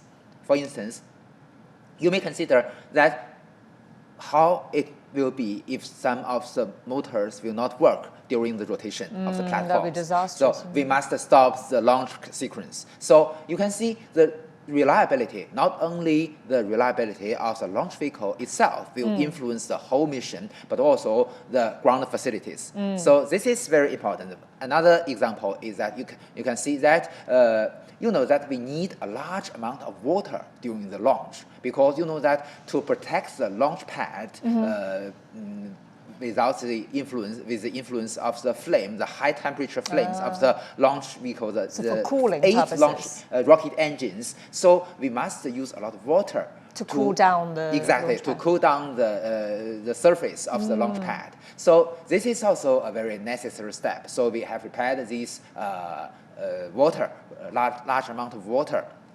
Sorry, did you say this has been in use since the first Shenzhou mission? This launch pad. Well, you know, that's the first mission, as I mentioned, the Shenzhou-20 mission in 1999. And this launch site has been in use, obviously, since then. More than 20 years. And so this launch tower that we're seeing as well, the same one. The exact same one, just been improved upon and maintained. So we need a lot of maintenance for this very complex launch service tower. And is that pretty standard practice internationally as well? I mean, most other agencies, they would have just the one, you know, regularly in use launch site as well. Right? You can see that in the previous introduction of the videos, the interview with the Pakistanians, you know that it's extremely meaningful. You know that today we are witness of the Long March 2F launch vehicle. You know that the Long March 2F vehicle is extended or improved version of the Long March 2E launch vehicle. Long March 2E is the first one in China with side rocket boosters. The maiden flight is in 1990. Just in this maiden launch, you know that the first satellite of Pakistan is a piggyback payload of this mission. Really, really meaningful. Wow. And also, as the introduction of the previous videos, you know that the first lunar satellite of Pakistan is also been launched by the Chinese launch vehicles. So you can see that China and Pakistan has a very, very close cooperation. And also, you know that Pakistan help with China. You know that near the second largest city of Pakistan, Karachi, we have a ground station for most of the manned missions during the return of our Shenzhou spacecraft, usually before our Kashi ground station has the direct connection with Shenzhou re-entry capsule, usually first will be the Karachi ground station. So you can see the Pakistan also has a contribution to China. Wow, so I mean, it's very significant then that the first international, the first foreign national who will be on board the space station is also Pakistani, isn't it? So we've now got half an hour to go now. We're at the half an hour countdown point to lift off. And we're now seeing another rotational platform opening there. The last one. And Professor Yang, so earlier, we could see in the footage there's a lot of people obviously looking onto this and wanting to see the liftoff. This exciting moment. Yes. And their distance is about how many kilometers away from the launch site? At least 1.5 kilometers away. You can see that so the second and the third rotational platform is now leaving the launch vehicle. So just now we saw the video of the payload fairing. So only several minutes before we can see that the ground team are doing their work to close the hatch on the payload fairing. And at this moment, all the ground crew on that floor has already been withdrawn from the launch complex. Well, actually, we were able to see just now just some cars and some vehicles just leaving the launch pad. These are the grid fins. The grid fin is a necessary part of the payload fairing, also one part of the emergency escape system. Usually, you know that when conducting an emergency escape, when the rocket motors help the Shenzhou spaceship to leave the launch vehicle very fast, but you know that theoretically speaking, the stability is not very perfect. So after leaving the launch vehicle, the four grid fin will detach from the payload fairing, and it will change the aerodynamic features of the flying objects, and it can be very, very stable. The grid fin is also widely used in other launch vehicles. I mean, this must be for people, space aficionados, people who really do kind of keep up to date with this and like to watch these liftoffs. This must be a really exciting moment, right? Seeing the rocket. So now you can see like that on this video, we can also see the orange arms that you were talking about. Mechanical arms connected to the launch vehicle. So at this right moment, still we have the cables, we have the pipes connected to our launch vehicle. Supplying the electricity. Exactly. And also the very important data. We can have the signals from the electronics of the launch vehicle. Right, and right now we're still able to see some ground staff there as well as some vehicles nearby, but they will be all leaving this launch site, the facility very soon, ground team belongs to different systems. So they leave the launch complex in different batches. So in a different stage, there will be a team. They will leave the launch pad, and the leader of the team will count the number of people, so no anyone be missed. That's very important. Extremely important. So there's quite a few of these these orange arms that are connected at different levels. Yes. So on the previous video, we can also see the logo of China Manned Space Program. Yes. Yeah. And the three crew members, they are very calm at this moment. Yeah, so we have Chen Dong in the middle there, and to his right, that would be Chen Zhongrui, right? Zhongrui on the far side. Yes. So Dr. Wang Jie is on the near side. And so this makeup now, one payload specialist, one engineer, right? One flight engineer and two pilots. Right. But you may notice at this moment, they have already reopened their face masks. Because you know that in the previous sequence, they had it all sealed. They just need to conduct an airtight sealing check, so to check if the sealing is correct. So they have to close the face masks. But at this moment, not very necessary. So just before the launch, they will reclose their face masks to ensure the safety.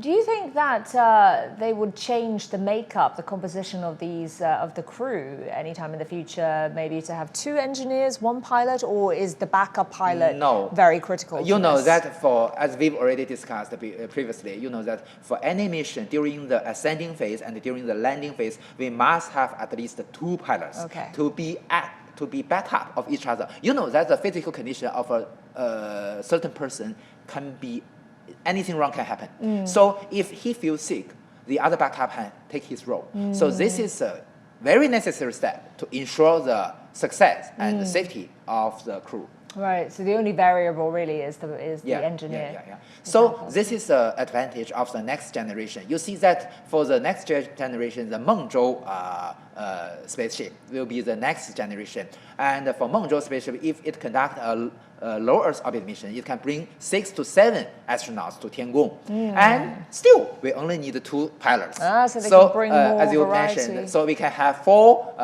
flight engineers or even 4 payload specialists. What about in the future civilian astronauts too? Maybe scientists, other people maybe have a chance of going up there? So as formal announced of China Manned Space Agency before, in the future with the Mengzhou spaceship, it is also possible not only have the scientists as you mentioned, but also we can have tourists. Tourists?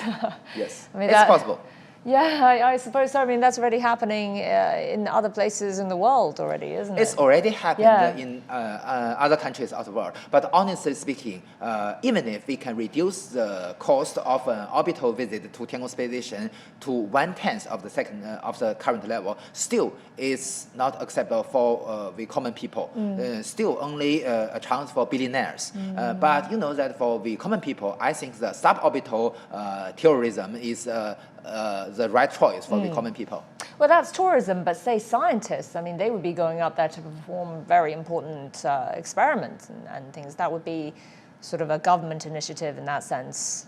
Exactly. You see that although you know that Ms. Wang Haoze and Ms. Wang Jie, Dr. Wang Jie this time, their role are flight engineers. But still, you know that they are engineers in space industry. And I can still remember that Ms. Wang Haoze is a designer of rocket engines. And also from the internet we can read that Dr. Wang Jie is an engineer in charge of the design of scientific experiments on board Tiangong Space Station, how to optimize the isolation of vibration from the space station. You know, this is important for some certain scientific research. So he is the right one for design the scientific research experiments in Tiangong Space Station. So he is a very good one, a good choice to be the crew. But earlier you were saying, you know, when you consider the turnaround of these space missions, you have to factor in the costs of this, you know, the feasibility, viability. So that's why they've arrived at the 6 months stretch. Exactly. So in the future, it's just, you know, hypothesizing in the future, if space tourism became a regular thing, this would probably presumably have to be timed with each of these mission rotations, right? Otherwise, the spaceship goes up, you can't just bring them back straight away. So this is a very reasonable consideration. You know that today also the lifespan for a certain spaceship in orbit is also about 6 months. Right. So we must also not only consider about how comfortable it is or the impact of the influence to the health condition of our astronauts, but also we should consider about the reliability of our Shenzhou spacecraft. Because if it is in orbit, although it is in a what we call it maybe in a hibernate status, but still the influence of the radiation and other very hazardous conditions in outer space also have the impact on our Shenzhou spaceship. So it is reasonable to ensure the safety. We need the change of the every crew for about every half a year. But you know, as we mentioned, if we this is a routinary turnaround, but for a short-term visit, we can have a special mission. For instance, maybe the launch vehicle will visit the Tiangong Space Station will be maybe only several days. But in this case, it's very interesting. We have an ideal choice to change the crew from one Shenzhou spaceship to another one. So this is to shorten the duration of a certain spaceship in orbit. And more interesting is that according to the experience in other countries, we need to not only change the astronauts themselves, but also we need to change the basin. Because as I mentioned, each basin or the seat in the re-entry capsule is designed according to the shape of their body. So this can ideal the measure, the countermeasure to the impact to the greatest extent. So if you change in orbit the astronaut to a different crew, you also need to change the basin. Very, very interesting. Yeah, there are a lot to consider in there. Yeah. So for this Shenzhou-20 crew, they'll be going up there, and they'll be with the Shenzhou-19 crew for Only a day, a couple of days. Well, 4 days. Well, it 4 has days or already so. been announced, as Mr. Lin Xixiang has already mentioned, Back on the the Shenzhou 29th. 19 crew will return to the Earth on the 29th Yeah. of April. So they will stay together for about 5 days. So usually, you know that the turnover is very, very important. And since the Shenzhou-20 mission also with Mr. Chen Dong as a commander, we conducted the first in-orbit handover. So the in-orbit handover is the necessary step for China to follow the advanced countries in. You know that in 1980s, the former Soviet Union has already achieved the first in-orbit handover on board the Mir space station. So in-orbit handover is the most efficient measure to not only hand over with the different crew of the scientific research, but also you know that to operate space complex like the space station, there are all kinds of subsystems critical to their daily life, especially the environmental control and the life support system. They need this to tell the next crew the configurations, the problems, and also everything face to face. Right. But on the ground, when this, you know, the current crew, when they're doing their training, I mean, they would have simulated space station environments to kind of work in, right? To kind of get used to the environment as well. Yeah, exactly. So this is a reason why we use the neutral buoyancy pool in our China Astronaut I Center. saw some images of that. So this is, but you know that although we can use the buoyancy in water, we can simulate the microgravity, but still, you know that this is really tough. Each kind of training. So there is no exception. Not only for the female astronaut, even for the male astronauts, every time after underwater training, they cannot even raise a chopstick during launch. So you can see how tough it is. But it is not the most painful one. The most painful one will be the survival in wild field. You know that. What would that entail? Usually in Badan Jilin Desert or in the Gobi Desert. Oh, this is if in case something happens on their return. Exactly. Right. So anything wrong can happen during the flight mission. So they must have the ability to survive by themselves at least for 2 days in any condition, in deserts, in forests, or even in oceans. So before the arrival of this rescue team, the astronauts must have this ability. And do they actually do this in the real environment? They actually do the survival training? Even if they've already have a flight mission before, for the next mission, you must do this test. Wow, I mean, they're trained in everything. Yeah. So they even need to drink their own urine because you know maybe they cannot get any water. Yeah, exactly. So they must keep their urine, and even they need to drink their own. And you know, knowing how to start fires, hunt for food, stay away from any wild beasts. I mean, this is all critical to survival. Well, it's already 5 p.m. So I believe that it's close to the last batch of our ground crew to withdraw from the launch complex. Yes, exactly. Just 17 more minutes to go. And Professor Yang, so you know, we were looking at those images of the people standing there, and you know, as we were saying before, normally these launches happen in the middle of the night. But now this is in the daytime, and we're getting a really good view of the rocket, which is actually, you know, is very pleasant to see compared to seeing it at night. You know that many of my friends, they work in the space industry, but they are also fancies like me. They will take many cameras with very long, long lens, and they will take the images and videos of the launch vehicle during the liftoff. So this is quite a treat, really, for a lot of people. I mean, we're seeing many people. We're seeing a far bigger crowd than I think we've ever seen. Sometimes at nighttime, they can even have the image of the beautiful launch vehicle and the moon together. Especially with the weather conditions now, which is, you know, really they've struck lucky with this. But then again, this is something that they've been calculating and monitoring for days and days, right? Or even longer than that, just to make sure that on the launch day, things will go well and the weather conditions are favorable. I mean, the chances of, if say, there was unfavorable winds or sandstorm, would they have to push it back?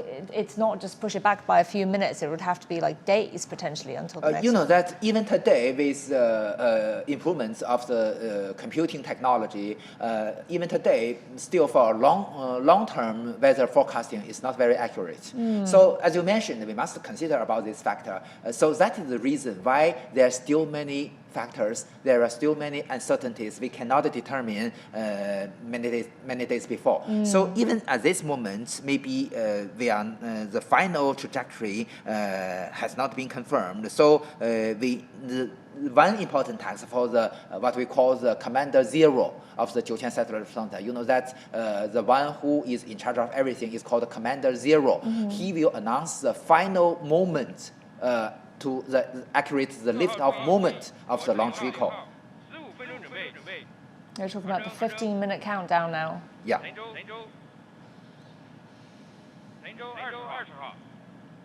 And just checking in with all the crew there. Yes, the Commander Zero must receive the confirm of every system. And we're hearing the confirmation from the various monitoring stations, right? Yeah, exactly. Roughly, they're all roughly in the northwest of China. Yes. Are they? All these so ground this stations? place is in northwest China, Yeah, but along the trajectory, we will have different ground stations to monitor the trajectory of the launch vehicle and get the support on communication. You know that we have very critical parameters of the launch vehicle and of the Shenzhou spaceship. We must use the TT&C system to download these important parameters to the ground stations. And these ground stations, but their location is around the just along the trajectory. Okay. For instance, we have the Weinan space station ground station. We have the Qingdao ground station. We also have a space tracking ship, some Yuanwang space tracking ship in the Pacific Ocean. So again, all in northern China. Yeah. And also, you know that today, with the advantage of the Tianlian data relay satellite, we can have a continuous connection with the launch vehicle and with the Shenzhou spaceship.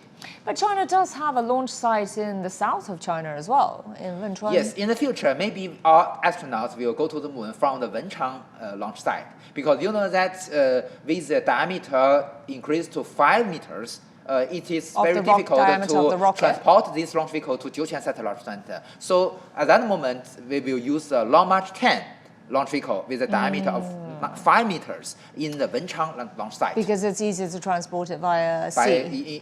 In the sea. So actually speaking, you know that we have a Qinglan seaport near the Wenchang launch site. So we can transport very easily with vessels from Tianjin to, actually speaking, Yuanwang 21 and Yuanwang 22 ships to transport our launch vehicle from Tianjin to Hainan. And look at the crowds there.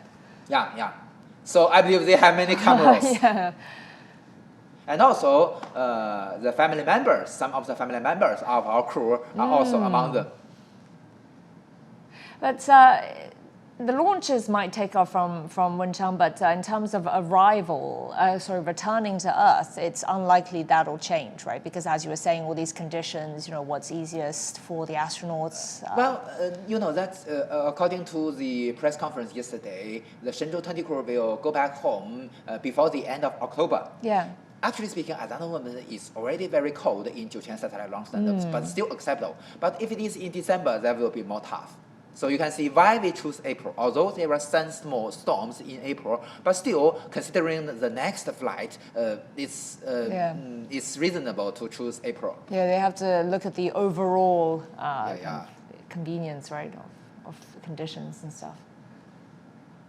So we were listening to that report earlier about international cooperation, and it was, actually, to Zheng Yibing talking to one of the technicians about what her advice is for the Pakistani astronaut who will be going up. And she did say, you know, my advice is for him to learn Chinese.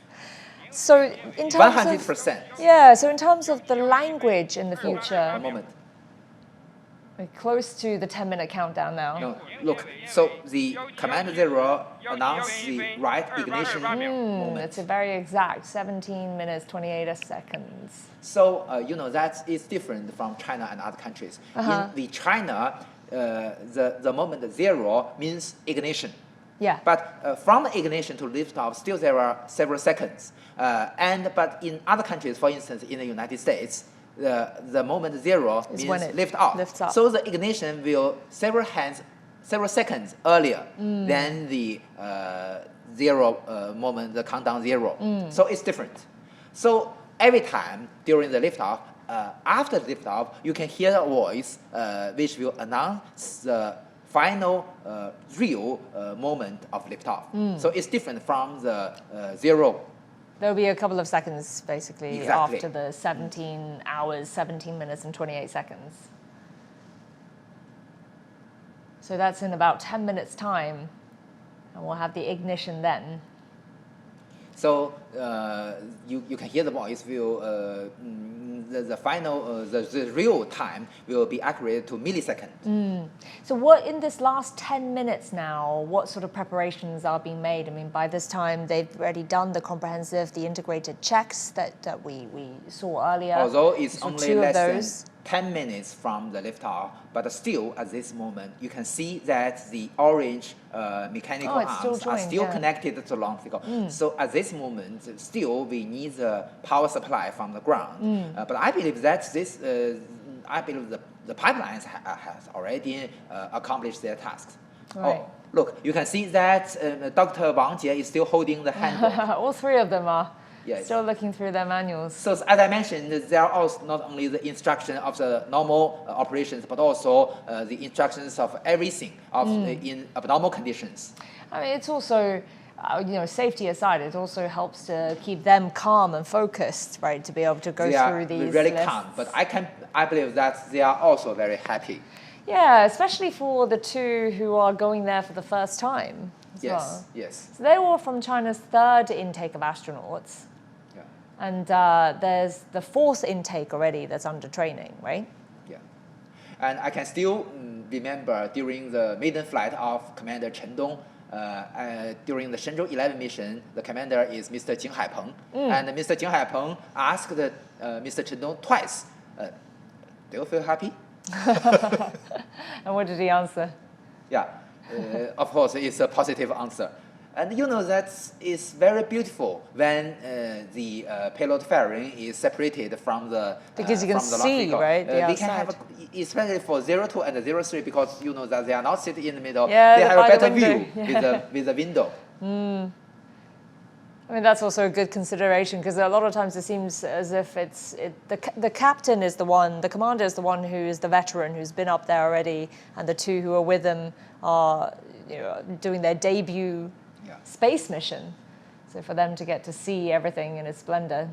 Well, you know that usually the thrust of the rocket engines are in a constant value, but you know that with the usage of the propellant, the acceleration will be very, very remarkable. Usually in a normal launch procedure, the acceleration or the g-forces can reach to about 3.4 times than your own mass. So it will force on your bodies, acting on your bodies, and also at the same moment there are also very intensive vibration. Right. You know that both these factors can be simulated on the ground, but you cannot simulate both simultaneously on the ground. So that is the reason why Mr. Yang Liwei feels so inconvenient during the first flight, because you know that the g-forces and the vibration act to him together. And then that's also, I presume that's why they need the seats to be so tailor-made to their bodies, right? To try and maximize the comfort. So that's the reason why I mentioned that the seats also must be exchanged if the crew changes to a different crew. Because the basin or the seat is made according to his own shape. Yeah, to make it more comfortable.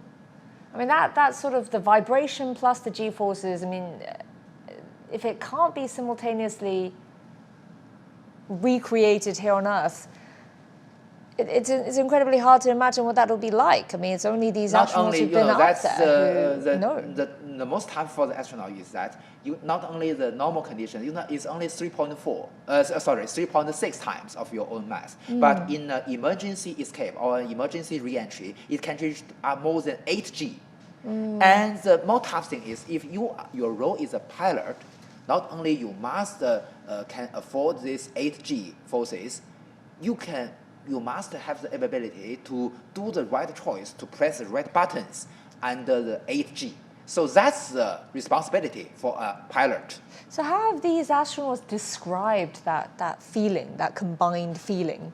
So, G-force and vibration. What does it proud, feel like? Proud us most is that until today on the ground simulation facility, so there is a button. If the astronaut feel uncomfortable, they can press the button to stop the simulation.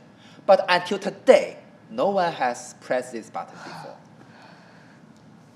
Very stoic, very brave. Yeah, they are very brave. Yeah, and they're enduring a lot. They are willing to sacrifice yeah. to China's manned space program. So that is. That's the zero command. T-minus 5 minutes and counting. Yeah, I mean, this is why you're saying about the physical conditions that they need to be in and the physical training they go through, but there's a lot expected of these astronauts. So within several seconds, we will see the transition of the power supply from the launch complex or the ground to the storage batteries on board the Shenzhou spaceship and the launch vehicle. That's when we'll see the orange arms separating, right? Yeah, disconnecting. Because we don't need the ground supply any longer. I mean, even though we have done this, we have seen this a few times, it is sort of the nerve-wracking moment, isn't it? This next few minutes. Exactly. I feel it too, every time. And I should say congratulations to Mr. Chen Zhongrui and Dr. Wang Jie, and congratulate for them to fulfill their dreams to go to outer space. Oh, absolutely. So just a few minutes left, 4 minutes left until the ignition, not the liftoff, but the ignition. Less than 5 minutes. And at this point, the ground crew will have all left, right? All have already withdrawn from the launch complex. So it's just the astronauts now. But this is something that we've talked about before, but everything is basically all set, all pre-programmed, isn't it? So there's just, very little room for error. Not 100%. As we've already discussed, why we have so many simulations time and time again? Because you know that not only all the parameters can be pre-set, because you know that, as we've already discussed. Okay, T-minus 3 minutes and counting. So you can see that the influence of the wind speed, the influence of the weather condition, and also many other things can influence the final parameter of the mission itself. So it is necessary and reasonable to conduct all these simulations before the launch. And also in different stages of the countdown, we have the comprehensive checking and confirmation of each system. But that is pretty much all done by the ground team. So in terms of what these 3 astronauts will have to manually do inside the spacecraft as they're heading towards the space station, what would that involve? Something can be done automatically. Today, the AI technology is widely used, and also no exception in we speak. But look, just on the previous video, we can see that again, the face mask of each astronaut were closed. Yes, they. So it's already reached the final ignition. Well, yes, they've got just 2 minutes to go. Yeah. So they don't really. So there's kind of very little for them to have to do, for the astronauts to have to do until they start, say, the docking rendezvous. But still, they are reading the instructions. That's true. Next, we will see that the orange arms will be separated, detached from the launch vehicle. It's all in the hands of the ground team, basically, now. Yeah. And we saw different teams earlier working there, some in white, some in blue. These are all teams focused on different parts. Some belongs to the launch vehicle system, some belongs to the Shenzhou space system, and some belongs to the astronaut system. The astronaut system will be in charge of the health condition, the IVA spacesuit, and the inside life support system of the Shenzhou spacecraft. So, okay, T-minus 1 minute. I believe that at this moment, the onboard computer of the launch vehicle has already in charge of everything. Well, it looks like the orange arms are still connected right now. It will rotate soon. Oh, it's you happening can see right that now. the Shenzhou-19 crew is watching the live coverage.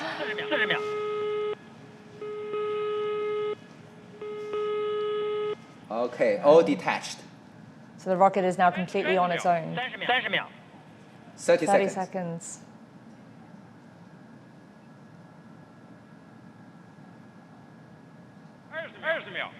20 seconds to go.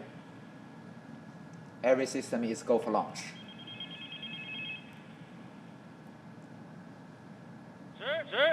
10 seconds.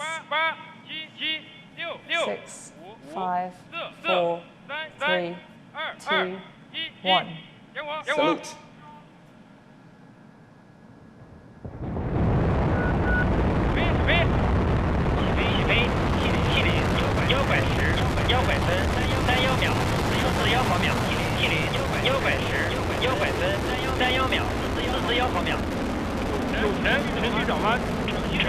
It's over. It's over is to change the direction of the flight from vertical direction to the eastern route. So it's a slight adjustment in the flight trajectory. So beautiful. And there it is, that's the Shenzhou-20. So we can hear the voice of the ground station that the tracking is normal. And you can see this beautiful view of the launch vehicle. How many adjustments would the rocket normally have to make in its trajectory on the way there? Is there a set it needs to change its direction constantly, continuously. Okay, look, this is a camera mounted on the launch vehicle, looking backward. Yeah, we're getting a really good view because it's daytime as well. And also you can see 2 of the 4 rocket boosters, each with a diameter of 2.25 meters. Those would be jettisoned a little bit later on in the flight. Usually at about 120 seconds after liftoff. I imagine the Shenzhou-19 crew are sitting there remembering, recalling when they were lifting off. You can still see the camera inside the cabin, but although the vibration and the G-forces are already acting on the bodies of the astronauts, but still they are very calm. Yeah. So the first critical step will be the jettisoning of the emergency escape tower. So that's the one at the top? Yeah. So several seconds later, it's close. I mean, the 19 crew must also be excited that the 20 is coming to take over for them so that they can head home. Prepare the dinner for them. Yeah. Then only a few more days before they can head home themselves. Okay, jettisoned. That's the escape tower that's been jettisoned. Escape tower has jettisoned because it's already high enough and the aerodynamic forces have already been a low level, not necessary to remain on the top. At what point will these astronauts stop feeling the G-forces and the vibration? So next will be the separation of the 4 boosters. Should be seeing that any moment, right? You can see that although it's daytime, but the background you can see the sky is already black because this is already near the vacuum condition. Oh, that's the separated boosters. They all go at the same time, right? Yeah. So you can see the 4 boosters form a cross. And also the first stage has already successfully separated from the launch vehicle. Now the second stage, the second cross stage has already been ignited. And at this point, are the astronauts still feeling the G-forces? Exactly, they can feel both the vibration because even outside the atmosphere, still the working of the rocket engines can form the vibration. So this is a camera mounted on the second stage. You can see that the Earth in the daytime is very bright. Right. So you can. This is a camera mounted in the payload fairing. You can see the solar panels in the folded condition. And the solar panels are very... several seconds we will see, there it is. Beautiful. Jettisoned. And the solar panels are obviously the important indicator here. At this moment, Mr. Chen Zhongrui and Dr. Wang Jie can enjoy the view.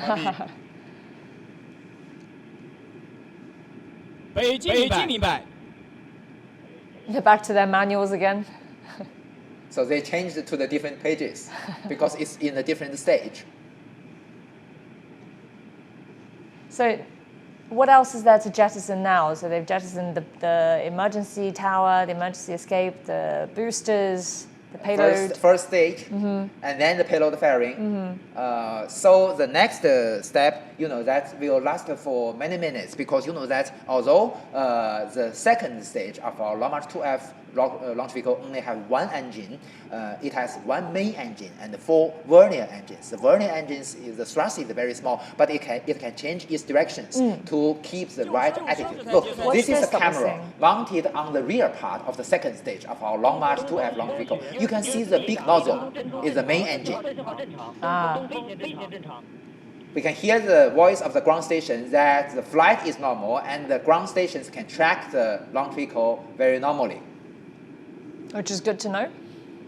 Well, you can see one of the vernier engines, the smaller nozzle, you can see very clearly. So this is a camera mounted on the second stage.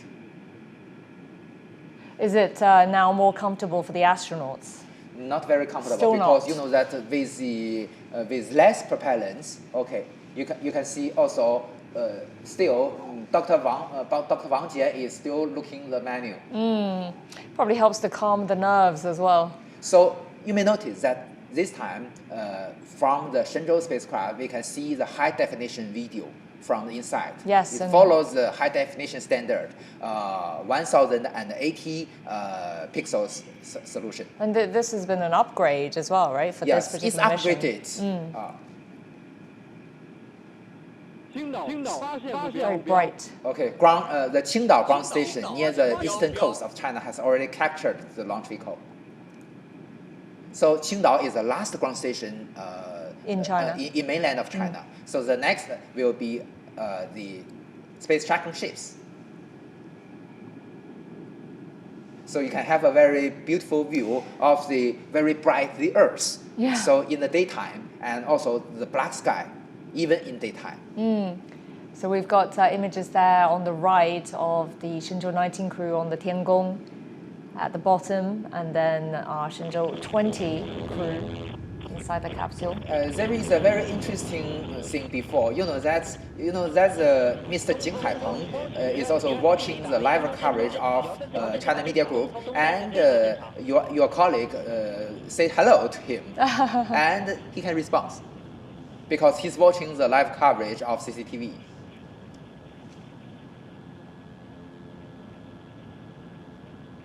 So why is it that the solar panels, that's such an important indicator of a successful launch? For the storage battery of Shenzhou Space, we only have a limited volume or capacity of the storage battery. So we need the solar panels to provide continuous power supply. So that is the reason we only announce the success of a launch mission when the solar panels is normally unfolded and extended to a very big one. It means the continuous stable supply. Yeah, exactly. So electricity is very important for flight mission. But after docking to the space station, so the power system can be combined together. Right. And there's the Qingdao monitoring station has again. already both the upstream link and the downstream link.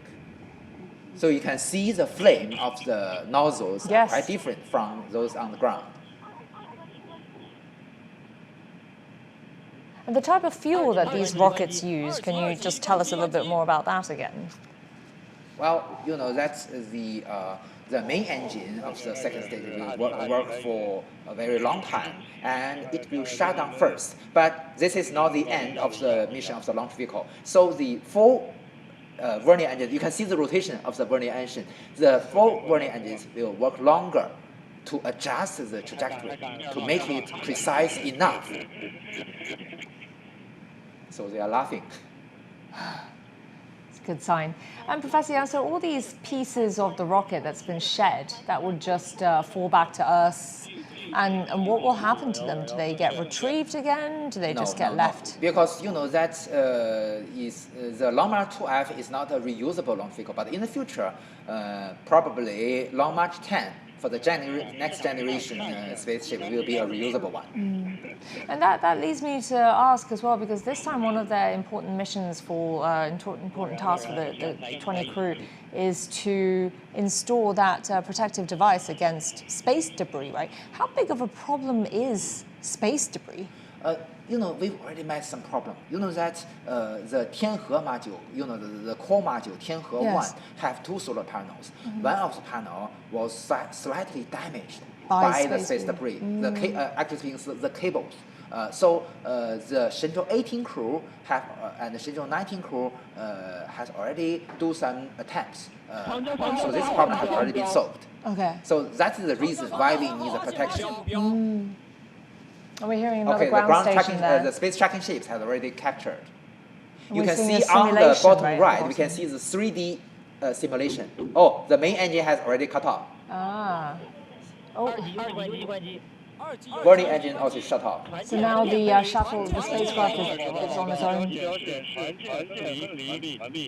Okay. So the Long March 2F Y20 launch vehicle has already accomplished its task. And you can see the smiles on people's faces now at your chin. So at this moment, we will not only unfold the solar panels, but also we will release our antenna of the data relay system. Because you know that for high-speed transmission, we need a relatively big antenna for the to point accurately to our Tianlian data relay satellite. Tianlu is a data relay satellite. And they're saying that everything is normal. So the Shenzhou-19 crew is also watching the live coverage of CMG.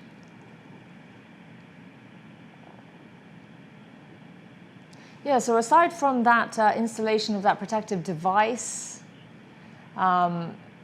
there's also mention of a robot that might be used already up there used. with. We can show a video also from CMG that Ms. Wang Haoze is test the small robot called maybe Xiaofei inside the cabin.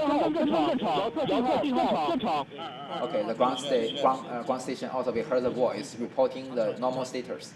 I just in the previous I noticed that Dr. Wang Jie is enjoying the microgravity with his pen. So this robot, what would that be used for then? Will it be able to complete any? To be a digital assistant.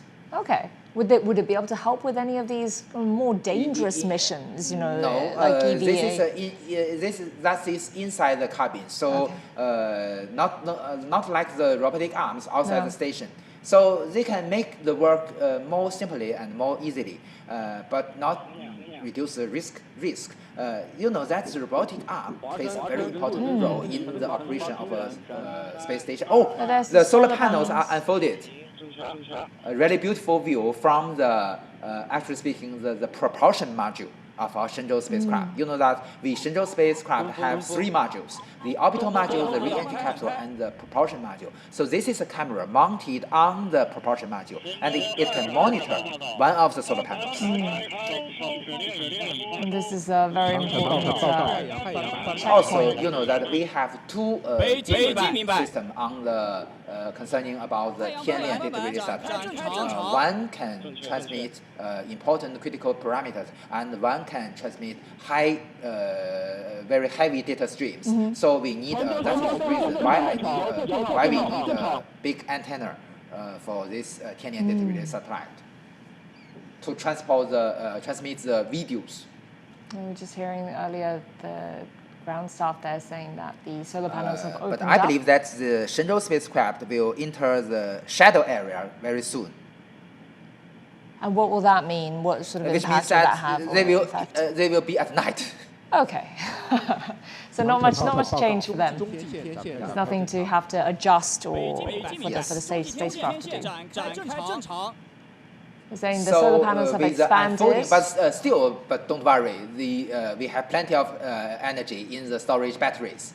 So usually in the shadow area, the Shenzhou space only need to fly about less than 40 minutes. Right. So That's at enough. this moment, still we cannot announce the success of the launch. Only when we double check the accuracy of the orbital parameters of the Shenzhou spacecraft, only it's accurate enough, we can announce that it is a successful launch. When you say accurate enough, meaning what exactly? Means that the energy or the propellants inside the propulsion module of the Shenzhou space is good enough to catch up with the Tiangong space station and have the chance to correct all errors and dock with the Tiangong space station. That should be pretty soon, right? Judging by the pretty soon, but we still need some. You know that there are different data sources. We have the measurements inside the Shenzhou spacecraft. Also, we have the data from the devices which can help with the help of the Beidou navigation satellites. We also have the ground stations like together with the space tracking ships to have different data sources. And finally, we can have a very accurate determination of the orbit of the Shenzhou-20. And with the analysis of the ground crew, we can finally make the decision or make the conclusion. Yeah, just some more communication between the different We're getting astronauts that are saying that they feel fine and everything is normal and functioning as expected. But from judging from previous experiences watching these launches, the time for all of this is very well controlled, right? I mean, it seems to be kind of pretty much always on the mark. It's like within half an hour of the launch, everything's declared a success. So it's controlled like down to the down to the second. So although as I mentioned, all the parameters several days before, but most critical ones should be a design. So it's not a coincidence that every time we have the right moment to do the right thing. Yeah, it's incredibly precise. It's impressive. You can see that they're lifting opened their visors. face masks. Yeah. So this means that the most dangerous part of this launch has already been successful, and they can be relaxed. So now they're not feeling any of these forces or vibrations. They are enjoying the microgravity now. Yeah. 神舟20号载人飞船已进入近地点高度200公里，远地点高度359公里。 So from now on, it will be about how many hours until they reach the Tiangong? 6.5 hours. 6.5 hours from now, from liftoff. We just heard from the ground crew that the perigee or the nearest lowest point of the Shenzhou-20 is 200 kilometers. And the highest point or the apogee of the Shenzhou spacecraft is 359 kilometers. 参数以向各方向发出，东风明白，华山。 So he's communicating again with all of those tracking stations. So in our tradition before, the chief of the Zhejiang Satellite Launch Center will announce the success. 长城very well controlled, literally down to the second. It's as we discussed, the Shenzhou spacecraft is already a very practical one. And also we have experienced the team, not only the design and manufacturing test of the Shenzhou spacecraft, but also our launch site system. 北京明白，各号注意收听。 I think we're going to get that important message soon.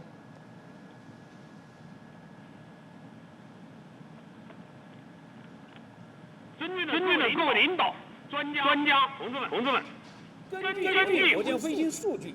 Based on the flight data and calculations by Beijing Aerospace Control Center, the Long March 2F Y-20 carrier rocket has sent Shenzhou-20 manned spacecraft to the preset orbit. The solar panel has been unfolded and is functioning well. Now I declare the launch of Shenzhou-20 manned mission a complete success. Thank you. We will see the big red screen. I feel the need to applaud as well. And that message there just says congratulations to the Shenzhou-20 for successfully launching.